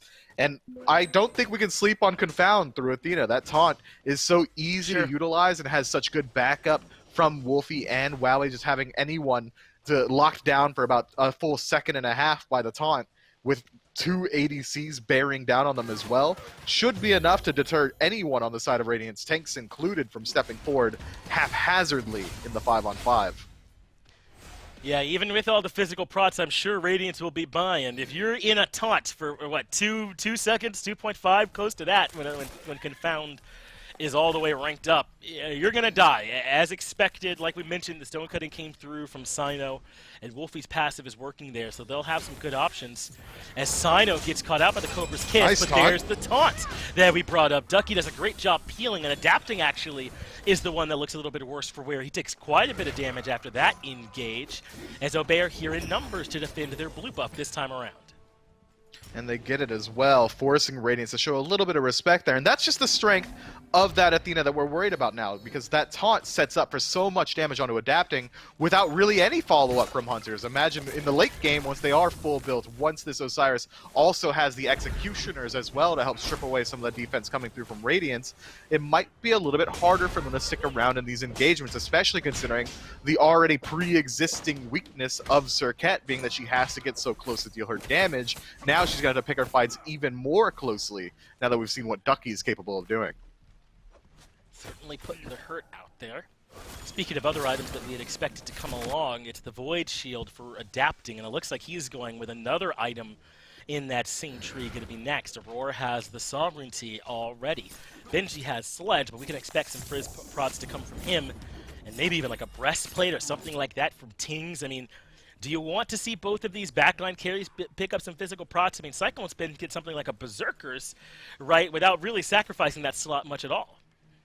Yeah, I think Cyclone Spin going for Berserkers is almost a shoe-in for what's going to happen here. Zapman popularizing that build on the Heimdall. I think you kind of nailed it earlier on. We don't need to see dedicated defense coming through from the side of Radiance. If they decide to go for these more hybrid items, even a Spirit Robe to contend with the CC lockdown of Obey, should be enough to deal with the majority of it. Because of all this shred potential, you're going to get diminishing returns if you do decide to go for some more dedicated physical defense items. Maybe one per each carry, but outside of that, I think they can very easily get away with these more bruiser-centric items, maybe some helmets for big man tings, or some shields for adapting. Aurora can decide to pick up a little bit more damage as well, so I think he's just going to become naturally tanky throughout the course of this game. And you called it out earlier on, it looks like it's going to be a Prid win for the support on Radiance. Yeah, this has become a bit more popular in that third slot with the CDR on it as well. It can feel hard for supports to get this at times. And he might not buy anything else with magical defense on it after that, dude, because why would he, right? I mean, Obey don't have the pressure. As Inbound has Aurora locked down already. Aurora returns the favor, though, and Inbound the one looking hurt. In fact, Aurora using the ultimate to get to the backline, but now he might be too far forward. Body blocks into Fields of Love, and Aurora has overcommitted, and Obey happily punished him on the back of it. Inbound, though, caught out as Adapting goes on a mission. Cobra's Kiss on both, and Adapting showing the Circuit mechanics there. So that's a 1-for-1, support for support. Theory ends up forgotten in the backline as Benji's clone will be the only thing that falls afterwards. It's 1-for-1, and I think that Radiance sealing the red buff on the back of it, I suppose, come out ahead. They come out ever so slightly ahead. I got to give some shout-outs to both support player there. They make some very interesting decisions. Aurora diving deep with his ultimate, sees the Athena ultimate coming through and decides to go past his initial target to make sure that he gets the double stun to stop Ducky from finding a big impactful taunt. And then on the way out, Inbound gets some fantastic body blocks to make sure that kill goes their way. Well, Sino will be going all the way to the base. Wowie might be soon to join him, and it's Cyclone Spin that does it. It's a two-man wipe there for Radiance as they find two, and now the Primal Fury belongs to them pretty cleanly. Radiance managing now with a couple of back-to-fight fights. They go even in one, then win the second. Now they have a tremendous experience lead this early, 6,000 plus 3,500 extra gold to go along with it.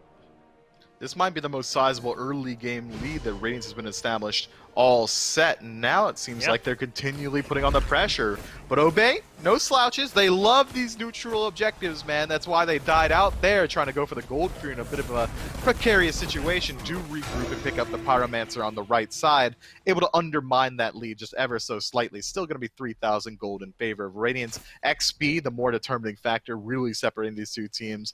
2 levels between the Soul Lane, 2 levels in the jungle. There's a lot in favor of Radiance going forward in these fights, but because Pyromancer's been removed from the map and Gold Fury as well, there's not much that Radiance can force a fight over unless they decide to try and group up and push down one of these tier 1s. Yeah, and the one that you'd be most likely to go for, the mid-tier one, is already down, right? So that makes it a little bit less likely that we see it, but we could potentially see one happening in solo as well. We occasionally see the group ups over there. This has been a good game here for Radiance, the best one we've seen from them in this set so far, as Adapting rounds his build out with Berserker Shield. Sino correctly ulting away. There's even a lot of trouble there. So you can already see this physical protection starting to stack up here for Radiance, making the job harder, as Adapting forces Fields of Love out from Wowie. He used Last Breath, Grasp of Death on cooldown too, as Sino shredded by Aurora, but they're under the tier 2, they're safe. It's Wowie that's in trouble next, but he makes it back to his tier 2. It looks like Obey can basically only fight under these 2-2s at this point, as Radiance have the control. They do, and Adapting with his physical defense build, finishing up with that Glad Shield, picks up Thorns as well, so now Obey's going to have to think twice about whether or not they want to return a whole lot of damage on him once he does go into that ultimate. Ducky finds a taunt on a Benji in the backline, resulting in a pretty good amount of poke, but that's about it as Aurora comes in for the peel. Oh, Aurora is in trouble. Good dash, though, and now into the ultimate, and he is out of there. 4 members collapse on him, and Aurora makes it out of there safely, but looks like Radiance are going to be largely falling back at this point. Obey moving forward, though. Sino has the Athena ult on him, so they're able to taunt in Aurora and find a pick onto the support underneath the tier 1. There's some aggression from Obey. That's some nice play, but there's still nothing left for them to go for here. They might be able to group up and try and force down this tier 1 tower, but even that's a little bit risky going forward. And Ducky's damage, we just got to see it. If that's your sole source of the majority of your source of magical damage, that is, and we can't count out the Kuzenbo just quite yet. That wasn't a lot. That Defender of Olympus did just about nothing to Aurora. It was all down to Sino to put out that damage through Stone Cutting Sword and Executioner. What seems to be a kin size getting picked up from Sino, realizing very early on that he's going to need to deal a lot of yellow damage if he wants to get any impact out of this very physical heavy comp from Obey. And I think he's right to start working on it. That's going to add a lot to his damage. Kin size feels like one of the biggest power spikes items you can buy as a physical auto attacker right now, right? Man, that item is huge on hunters and on junglers, and Sino leveraging it the same way.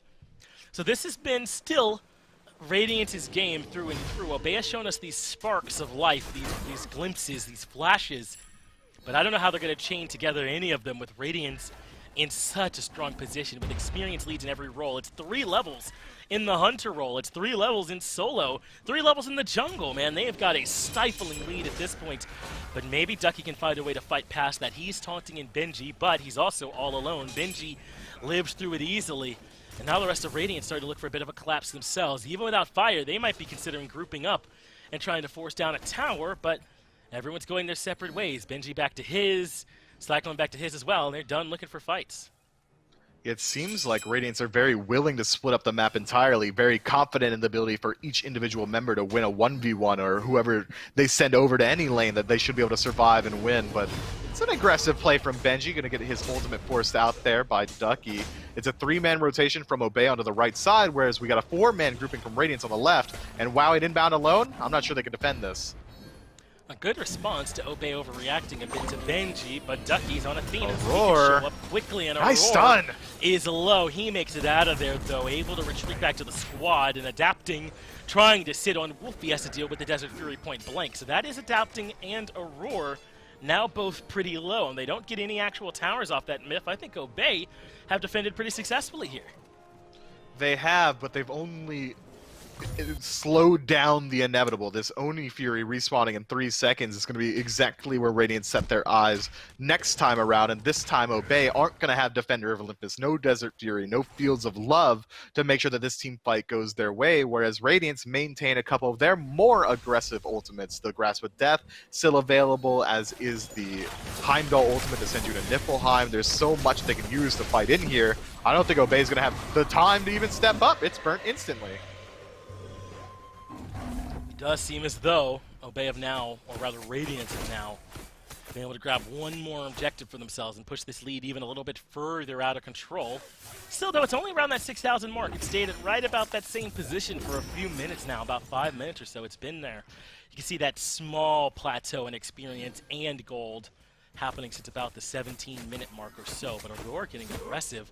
Obey are on the Pyromancer, and soon Radiance will get that audio cue. They know they're there, but inbound is the one stepping forward, pushing Aurora, and meanwhile, you're right, Obey have started fire. I don't think they're going to get away with this one for free, though. In fact, they might end up having overstepped. Aurora lands onto Wowie, but the Fields of Love is there instantly. Aurora gets popped, but he's traded out for Ducky.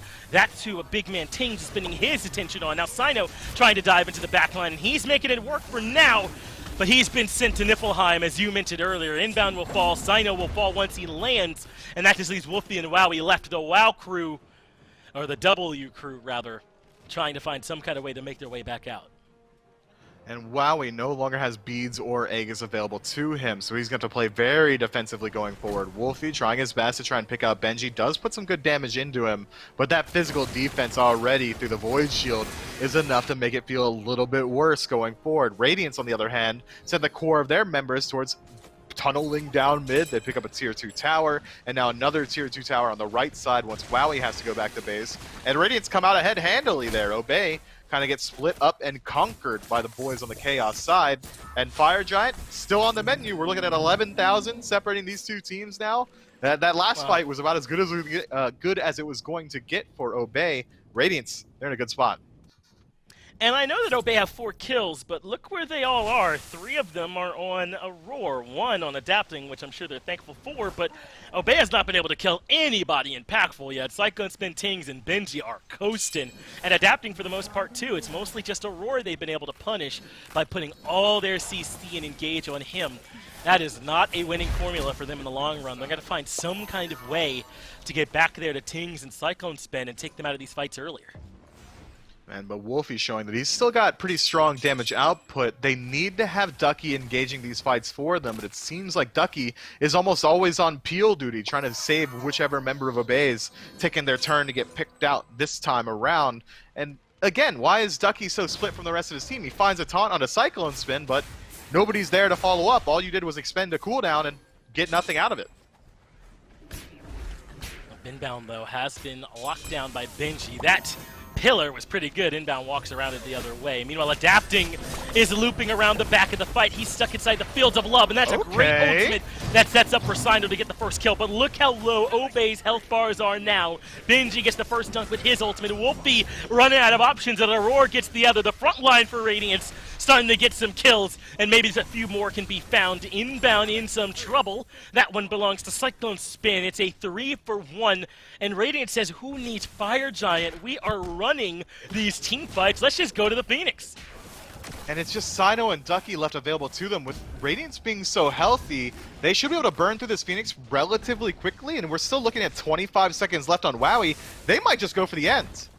I think you're right here, at least that they're going to try for it. Radiance are moving into the Titan room. They thankfully want to try and bring one of these games to an end a little bit sooner, but Ducky maybe can disrupt that. He's made his way in, but the Titan now 50%. down to half HP, and Radiance are doing plenty of damage. Sino has already dropped Ducky low as well, and I think Radiance have found a way to do enough. A double for Cyclone Spin at Deicide, and less than 25 minutes, Radiance get the Game 1 victory.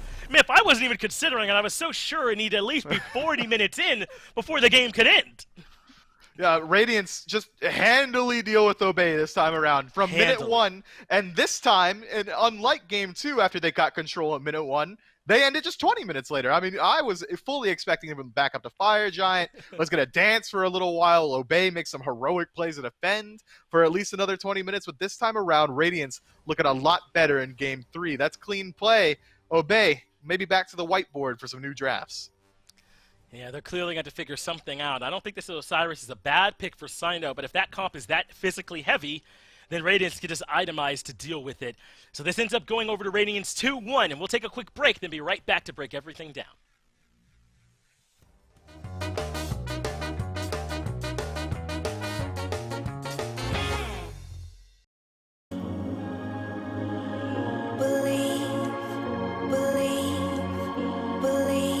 It's all I wanna do. Believe. It's all I wanna do. Believe. It's all I wanna do.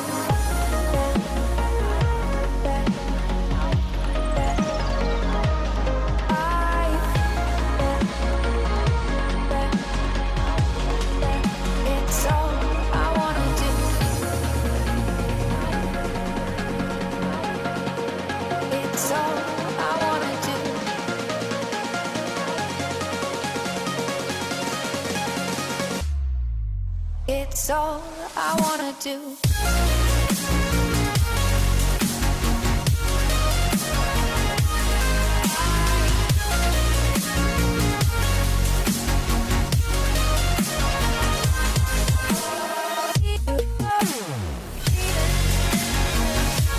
It's all I wanna do.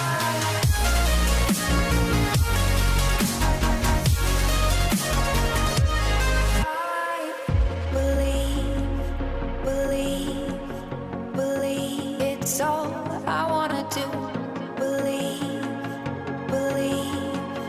Believe. It's all I wanna do.